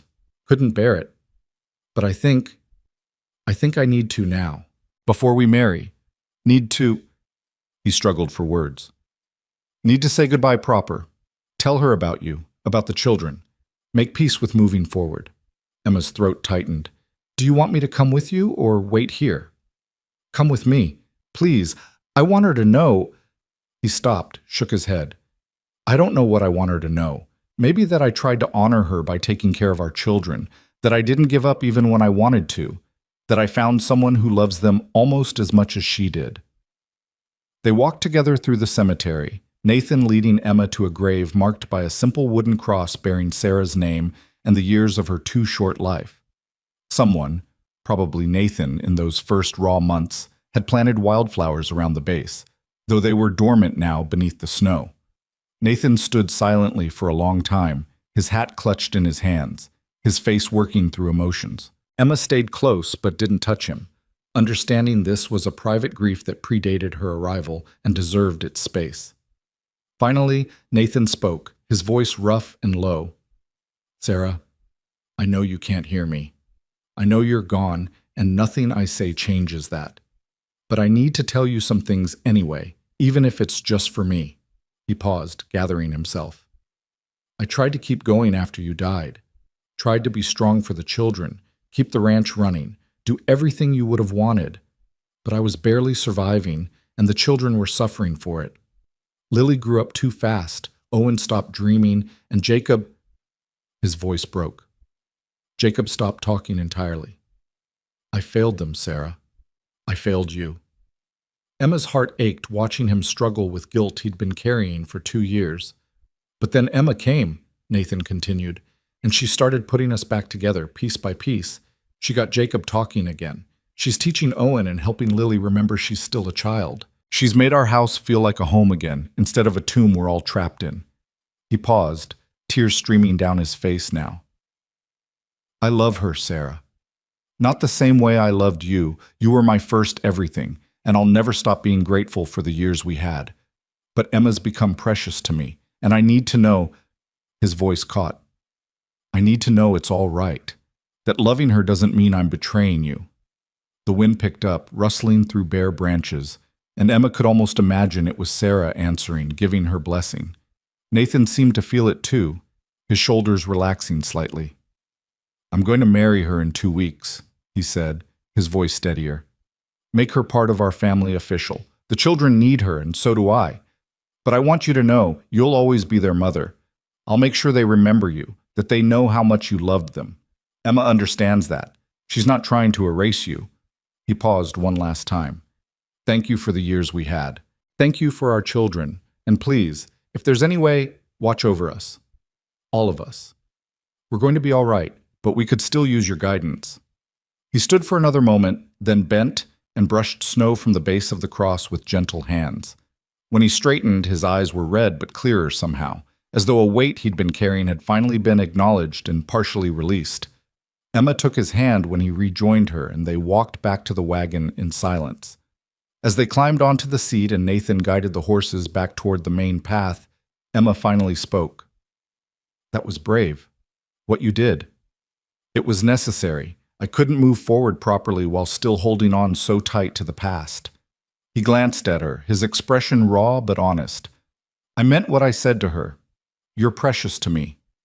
I want our marriage to be real, not a convenience or an arrangement, but a partnership built on love and respect. That's what I want too." They rode home through the afternoon, the sun slanting long across the snow, both of them quiet but comfortable in their silence. When they crested the final ridge and saw the ranch spread below them, smoke rising from the chimney, horses moving in the corral, and 3 small figures running out to greet them, Emma felt peace settle over her like a warm blanket. This was home. This was family, and in 2 weeks it would all be official, bound by vows spoken before community and whatever higher power watched over desperate people finding their way toward hope. The children surrounded the wagon as Nathan brought it to a stop, all of them talking at once about their day. Lily had made bread that turned out perfectly. Owen had seen a hawk hunting near the creek. Jacob had built an entire village with his blocks and wanted Emma to see it before dinner.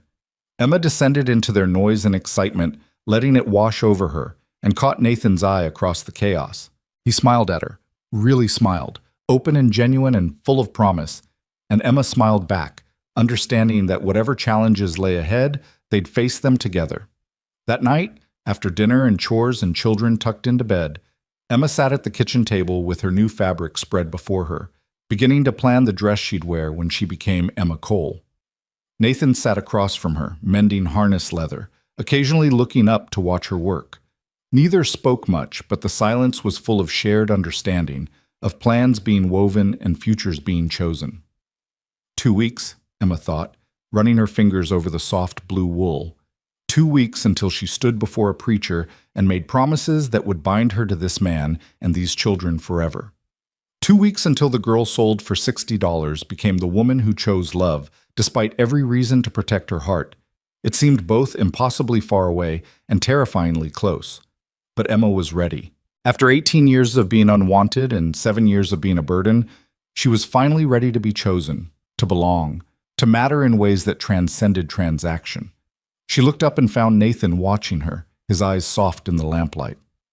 2 weeks, she said, and he nodded. 2 weeks, he agreed. And then forever. Emma smiled, folded her fabric carefully, and carried it to her small room where she'd sleep alone for 14 more nights. After that, everything would change. After that, she'd be home in every sense of the word, bound by law and love to the family she'd found in the frozen heart of winter. The 2 weeks before the wedding passed in a blur of preparation and anticipation. Emma worked on her dress in the evenings after the children were asleep, her stitches small and careful, each one a promise she was making to herself as much as to Nathan. The blue wool took shape gradually, simple lines suited to ranch life, but beautiful in their simplicity, with small details that showed the care she was putting into this garment that would mark her transformation from purchased help to chosen wife. Lily watched her work sometimes, sitting nearby with her own mending, saying little but present in a way that felt like acceptance even if the words hadn't quite been spoken. One evening, as Emma struggled with the collar, Lily set down her own work and moved to Emma's side. "Mama taught me a stitch that works better for curves," she said quietly. "Would you like me to show you?" Emma's hands stilled. This was an offering, she understood, a bridge being built between past and future, between the mother who'd taught these skills and the woman learning to honor them. "I'd like that very much." Lily demonstrated the stitch, her young hands moving with competence beyond her years, and Emma followed her guidance. They worked in companionable silence for a while before Lily spoke again. "I've been thinking about what you said, about Mama not being replaced, just about there being room for more people to love us." She paused, her needle stilling. "I think I've been so scared of forgetting her that I couldn't let anyone else in. Like if I loved you, it would mean I didn't love her anymore." "But that's not how love works," Emma said gently. "No, I'm starting to understand that." Lily looked up, her eyes bright with unshed tears. "I'll never call you Mama like Jacob does. That name belongs to Sarah Cole, and I remember her too well to give it away. But I can call you Emma and still love you. Can that be enough?" Emma set down her sewing and pulled Lily into an embrace. "That's more than enough. That's everything." The girl clung to her for a long moment, and Emma felt something fundamental shift between them. The last wall coming down, the last resistance melting into acceptance. When Lily pulled back, she was smiling through her tears. "Your collar's going to be beautiful," she said, returning to practical matters the way she always did when emotions threatened to overwhelm her. "And I think you should add some embroidery at the cuffs.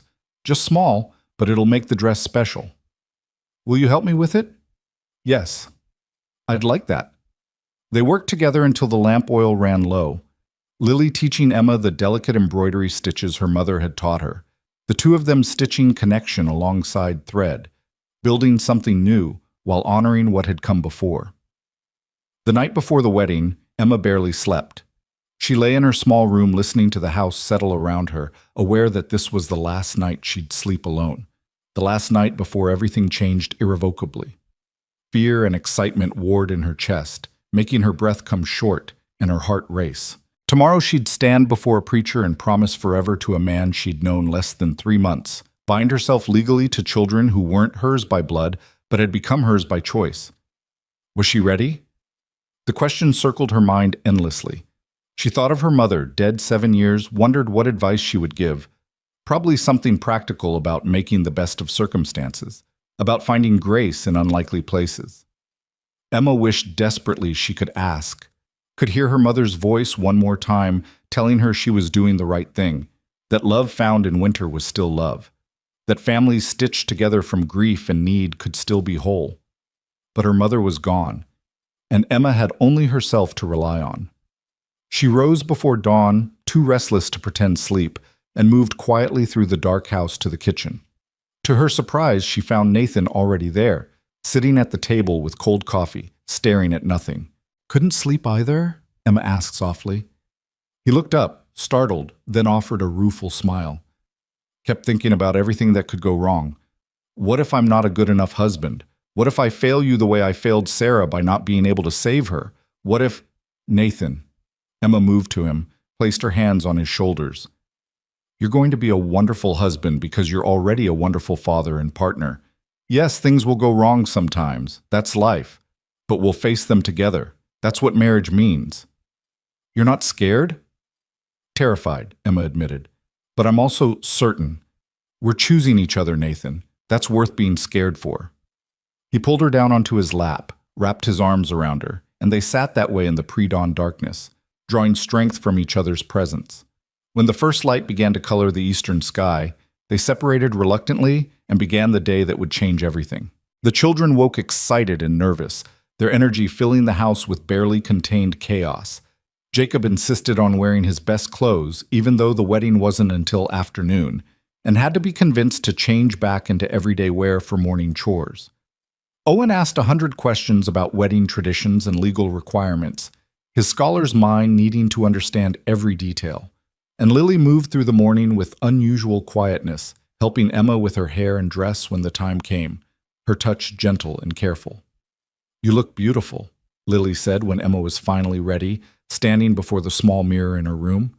The blue dress fit perfectly, the embroidery at the cuffs catching the light, her hair pinned up in a style Lily had shown her. "Papa's going to forget how to breathe when he sees you." Emma laughed despite her nerves. "I don't know about that." "I do. I've seen how he looks at you when he thinks no one's watching. Like you're something precious he's afraid to break."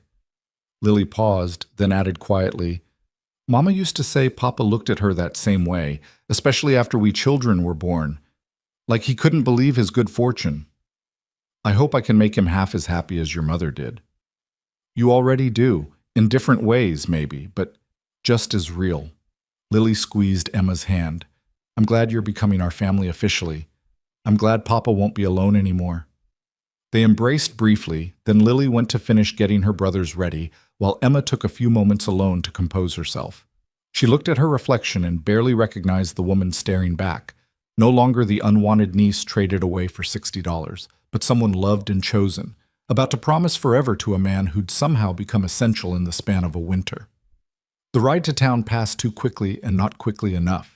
Nathan drove the wagon with careful attention, dressed in his best suit that he'd clearly had cleaned for the occasion. The children sat in the back, Jacob chattering excitedly about weddings and celebrations, Owen reading quietly from a book of poetry he'd found, Lily watching the landscape pass with thoughtful eyes. When they reached the church, several wagons were already there. Martha Henderson had apparently spread word of the ceremony, and curious neighbors had come to witness the rancher and his purchased help, making their arrangement respectable. Emma felt a moment of panic at the sight of the gathering, but Nathan's hand found hers and squeezed. "Just you and me," he murmured. "Everyone else is just decoration." Reverend Matthews met them at the church door, his weathered face kind. "Ready?" he asked, and when they both nodded, he gestured them inside. The ceremony itself was simple and brief. Nathan and Emma stood before the altar with the children arranged around them, Lily to Emma's right, Owen and Jacob flanking their father. The Reverend spoke about covenant and commitment, about choosing to love even when love was difficult, about building families from whatever materials were available and trusting that grace could make them whole. When it came time for vows, Nathan's voice was steady and clear.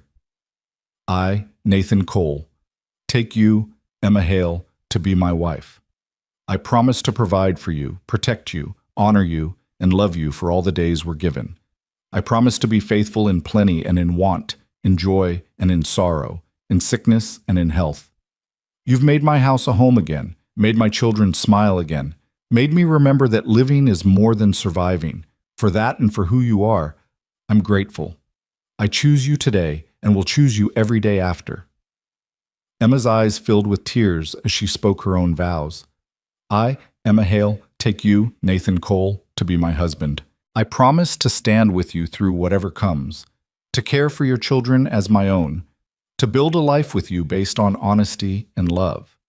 You gave me a home when I had none, a family when I was alone, a purpose when I felt worthless. You chose to see me as a person when others saw me as convenient. I choose you today and will choose you every day after."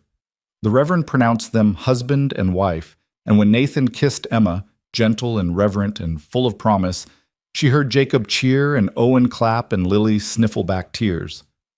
The small congregation offered polite applause, and just like that, Emma Hale became Emma Cole, legally and permanently bound to this family that had become her whole world.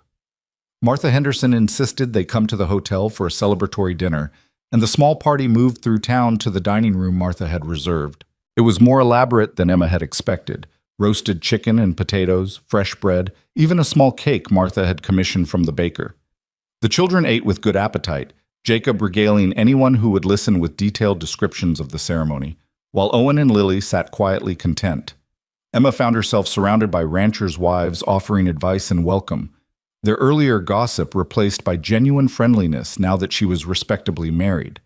She accepted their well wishes graciously, aware that this was part of integrating into the community, building the connections that would sustain them through hard times ahead. As the afternoon wore into evening, Nathan leaned close and whispered, "Ready to go home, Mrs. Cole?" The name sent a thrill through Emma. "Yes, I think so." They gathered the children and made their goodbyes, accepting final congratulations and promises to visit. The wagon ride home was quieter than the morning journey, all of them tired from the excitement and emotion of the day. Jacob fell asleep against Lily's shoulder, and Owen's head drooped as exhaustion claimed him. When they reached the ranch, Nathan carried Jacob inside while the others stumbled in, half asleep. Emma helped Lily get the boys into bed, then retreated to what had been her small room to change out of her wedding dress. But when she emerged, Nathan was waiting in the hallway. "Your things," he said quietly. "I moved them to our room while we were gone. If that's all right, if you'd rather keep separate rooms until—" "No," Emma interrupted. "I'm your wife now. We're partners in everything." He led her to the bedroom he'd shared with Sarah, and Emma felt a moment of hesitation at the threshold. But the room had been changed. New quilts on the bed, fresh curtains at the window, small touches that showed Nathan had tried to make it theirs rather than his and Sarah's. Emma was grateful for his thoughtfulness, for understanding that she needed to build something new rather than simply inhabit what had been. They stood awkwardly for a moment, both suddenly shy despite the intimacy they'd been building for months. Finally, Nathan cleared his throat. "I know this is all happening fast. We don't have to— if you need time to adjust to being married before we—" He was fumbling, clearly uncomfortable, and Emma took pity on him. "Nathan, I chose this. I chose you. I'm not afraid." She moved closer, placed her hand on his chest where she could feel his heart hammering. "We'll figure this out like we've figured everything else out, together." He gathered her close then, and they found their way to each other with tenderness and patience, learning the language of marriage one hesitant touch at a time. It wasn't perfect or smooth, but it was real and honest and full of promise for all the nights to come. Later, lying in the darkness with Nathan's arm around her and his breath evening into sleep, Emma stared at the ceiling and marveled at how completely her life had transformed. 3 months ago, she'd been a burden in her uncle's house. Now she was a wife and mother, legally bound to people who loved her, building a future she'd stopped believing was possible. Spring came early that year, snow melting into rushing creeks and muddy earth, the world transforming from white to green with startling speed. The ranch work intensified, calving season bringing sleepless nights, fences needing repair after winter's damage, fields requiring preparation for planting. Emma threw herself into the work alongside Nathan and the children, learning the rhythms of ranch life, accepting both its beauty and its brutal demands. Jacob continued to blossom, his voice growing stronger and more confident each day. He followed Emma everywhere, chattering about horses and birds and the 1,000 wonders of the world he'd been silently observing for 2 years. One morning, he announced he wanted to learn to read like Owen, and Emma's heart swelled with joy at his eagerness to engage with life again. Owen received a response to his letter to the Territorial School Board. There was indeed a scholarship program for promising students, and he was invited to take an examination in Cheyenne that summer. Nathan initially resisted the idea, worried about losing Owen's help on the ranch, but Emma gently reminded him that every parent's job was to prepare their children for futures beyond what they themselves could provide. "He's brilliant, Nathan," Emma said one evening as they watched Owen absorbed in another book. "He deserves the chance to see how far that brilliance can take him. We can manage the ranch without him if we need to." Nathan struggled with it, Emma knew. The idea of his son leaving, even for education, triggered fears of loss he'd never fully conquered. But eventually he agreed to let Owen take the examination, and the boys' joy at the news was reward enough for any sacrifice they might have to make. Lily gradually shed the adult responsibilities she'd carried too long, allowing herself to be 12 years old again. She laughed more freely, played with Jacob instead of constantly supervising him, even brought home a stray kitten she'd found near the creek and begged to keep. Nathan grumbled about not needing another mouth to feed, but Emma noticed he was the one who built a special bed for the kitten near the stove and ensured it had milk each morning. The family fell into new rhythms, more relaxed than before Emma's arrival, built on foundation of mutual care and honest communication. Disagreement still happened, Nathan retreating into silence when stress overwhelmed him, Lily occasionally testing boundaries to reassert her independence, the boys squabbling over toys or chores. But they faced conflicts together now, talking through problems instead of burying them, trusting that love could survive honest disagreement. It was late April when the crisis came that tested everything they'd built. Nathan and Owen were working the north pasture, checking on new calves, when a commotion near the barn drew Emma from the kitchen. She arrived to find Jacob standing frozen with terror, tears streaming down his face, staring at something behind the woodpile. "Jake, what's wrong?" Emma asked, moving quickly to his side. He pointed with a shaking hand. "Lily," he whispered. "A snake bit Lily." Emma's heart stopped. She ran around the woodpile and found Lily sitting on the ground, her face white with shock, staring at 2 puncture marks on her forearm that were already beginning to swell. A rattlesnake lay dead a few feet away, its head crushed by the piece of firewood Lily still clutched in her other hand. "It was under the wood," Lily said, her voice distant and strange. "I didn't see it until it struck. But I killed it, Emma. I killed it so it couldn't hurt Jake." Emma's mind raced through everything she knew about snake bites. Keep the victim still, get the venom out if possible, prevent panic that would spread poison faster through the bloodstream. She forced herself to breathe steadily, to project calm even as terror clawed at her throat. "You did exactly right," Emma said, kneeling beside Lily. "Now I need you to stay very still and calm for me. Jacob, run to the barn and ring the bell for your papa. Then come right back. Can you do that?"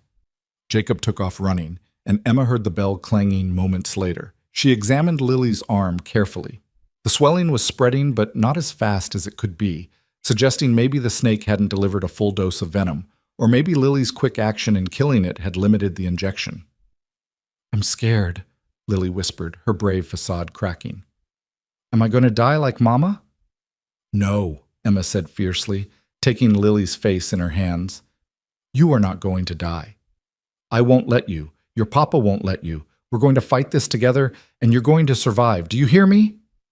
Lily nodded, tears sliding down her cheeks. Jacob returned at a run, throwing himself at Emma's side, and together they waited for Nathan, Emma keeping Lily still and calm, talking to her constantly about anything and everything to keep her from succumbing to the panic that could kill her as surely as the venom. Nathan and Owen appeared at a gallop, Nathan's face going white when he saw Lily's swollen arm. But to his credit, he didn't fall apart. He swung down from his horse and knelt beside his daughter, his hands gentle despite their shaking. "We need to get her to town," he said, his voice tight but controlled. "The doctor there might have anti-venom. Owen, get the wagon ready. Jacob, help your brother. Emma, I'm coming with you," Emma said, brooking no argument. "Lily needs both of us." The ride to town was the longest of Emma's life. Lily lay in the wagon bed with her head on Emma's lap, growing weaker as the venom worked through her system. Emma kept talking to her, kept her conscious, kept her fighting even as Lily's eyes drooped and her breathing grew labored. Nathan drove the horses harder than was safe, and Emma offered no complaint. Getting to the doctor fast was their only chance. They burst into town at full gallop, Nathan shouting for the doctor before the wagon had even stopped.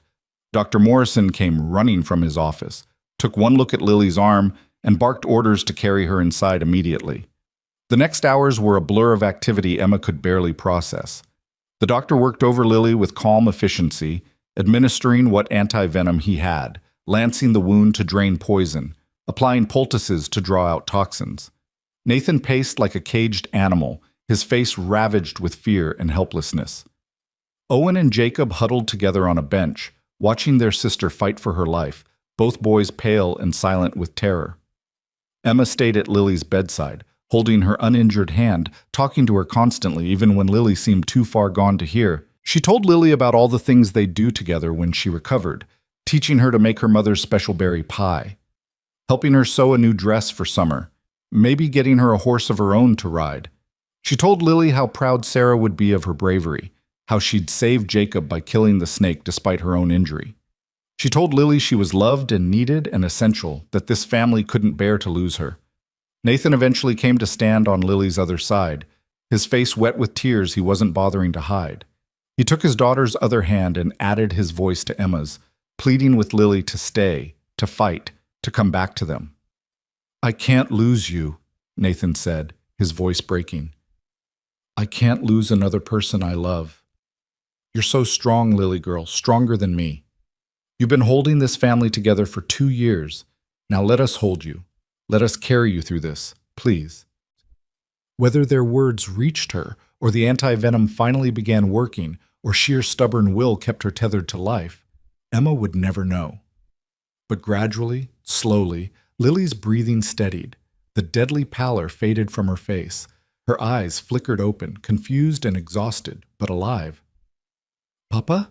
she whispered. "Emma?" "We're here," Emma said, tears of relief streaming down her face. "We're right here, and you're going to be all right." "Jake? Is Jake safe?" "He's safe," Nathan assured her. "You saved him. You killed the snake before it could hurt him. You were so brave." Lily's eyes drifted closed again, but this time it was exhaustion rather than venom pulling her under.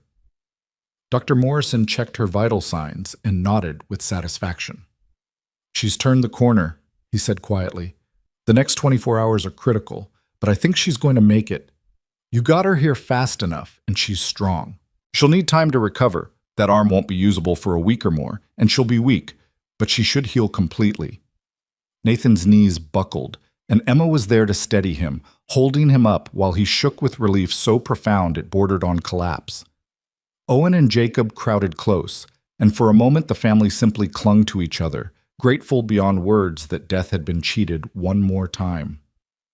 They stayed in town for 3 days while Lily recovered under the doctor's supervision. Martha Henderson opened her home to them, insisting they use her guest rooms rather than sleep at the hotel or try to make the journey back to the ranch while Lily was still fragile. The kindness of neighbors, some of whom had gossiped cruelly about Emma just months before, humbled her. They brought food and offers of help, sat vigil with the family, proved that community could be genuine when crisis stripped away pretense. When they finally returned home, Lily was still weak but improving daily. Emma set up a bed for her in the main room near the fire so she wouldn't have to climb stairs, and the girl held court from her nest of quilts, accepting her brother's attention with good grace and tolerating her father's constant hovering with patient affection. One evening, about a week after the snakebite, Emma was helping Lily change the dressing on her arm when the girl spoke quietly. "I heard you, when I was so sick. I heard you telling me about all the things we do together, about how I was loved and needed." "It's all true," Emma said simply. "I know, and I need you to know—" Lily paused, gathering courage. "I need you to know that I love you too, not the same as I loved Mama, but real and true. You're my family, Emma. You're my—" She struggled for the right word. "You're my chosen mother, the one I picked, even though I didn't know I was picking at first. Does that make sense?" Emma's vision blurred with tears. "That makes perfect sense." "Good." Lily settled back against her pillows, looking more at peace than Emma had ever seen her. "I just wanted you to know, in case something happens again, and I don't get the chance to say it." "Nothing's going to happen," Emma said firmly. "We're all going to live long, boring lives and drive each other slightly crazy and be grateful for every minute of it." Lily laughed, wincing as the movement pulled her injured arm. "I'll hold you to that." As Lily healed, life gradually returned to normal rhythms, though normal now included an even deeper appreciation for each ordinary day. The family had faced death together and emerged intact, and that shared experience bound them more tightly than any legal document or spoken vow. Summer arrived with stunning beauty. Wildflowers carpeting the valleys, new calves growing strong on rich grass, the work hard but satisfying in ways winter's survival struggles never were. Owen traveled to Cheyenne for his examination and returned with news that he'd been accepted to the Territorial Academy with a full scholarship starting in the fall. The pride in Nathan's eyes when he heard Ward visibly with grief at the thought of his son leaving, but he embraced Owen and told him how proud he was, and Emma loved him more for the sacrifice she knew that approval cost. It was late July, with harvest approaching and the children helping in the fields, when a wagon appeared on the horizon. Emma shaded her eyes against the sun, watching it approach, and felt her stomach drop when she recognized the driver. Uncle George. Nathan came to stand beside her, following her gaze, and his hand found hers. "What's he doing here?" "I don't know. Nothing good, probably." Emma's voice was steady, but her heart hammered with old fear and newer anger. They waited in the yard as George Hale pulled his wagon to a stop and climbed down, his face showing the lines of hard living and harder drinking. He looked at Emma for a long moment, taking in her sun-darkened skin, her capable hands, the way she stood close to Nathan with easy familiarity. "Emma," he said finally, "you're looking well." "What do you want, George?" Emma made no effort to soften her tone with courtesy she didn't feel. "Can a man visit his niece?" "Not when that man sold her for $60 and hasn't bothered to check if she was alive or dead in 6 months. Nathan's voice was cold, his body positioned slightly in front of Emma's, protective. George's face tightened. "I did what I thought was best. You needed help. I needed—" He stopped, having the grace to look ashamed. "I heard you got married proper. Made it respectable." "It was always respectable," Emma said. "What we've built here is more real than anything your household ever offered me." "I know that. I can see that." George looked down at his worn boots, and when he looked up again, there was something like remorse in his eyes.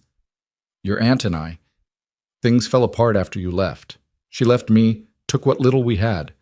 I've been doing poorly, Emma, real poorly, and I came to—" He swallowed hard. "I came to ask forgiveness, and maybe to see if there's any help you could spare for your bloodkin." Emma stared at him, anger and pity warring in her chest.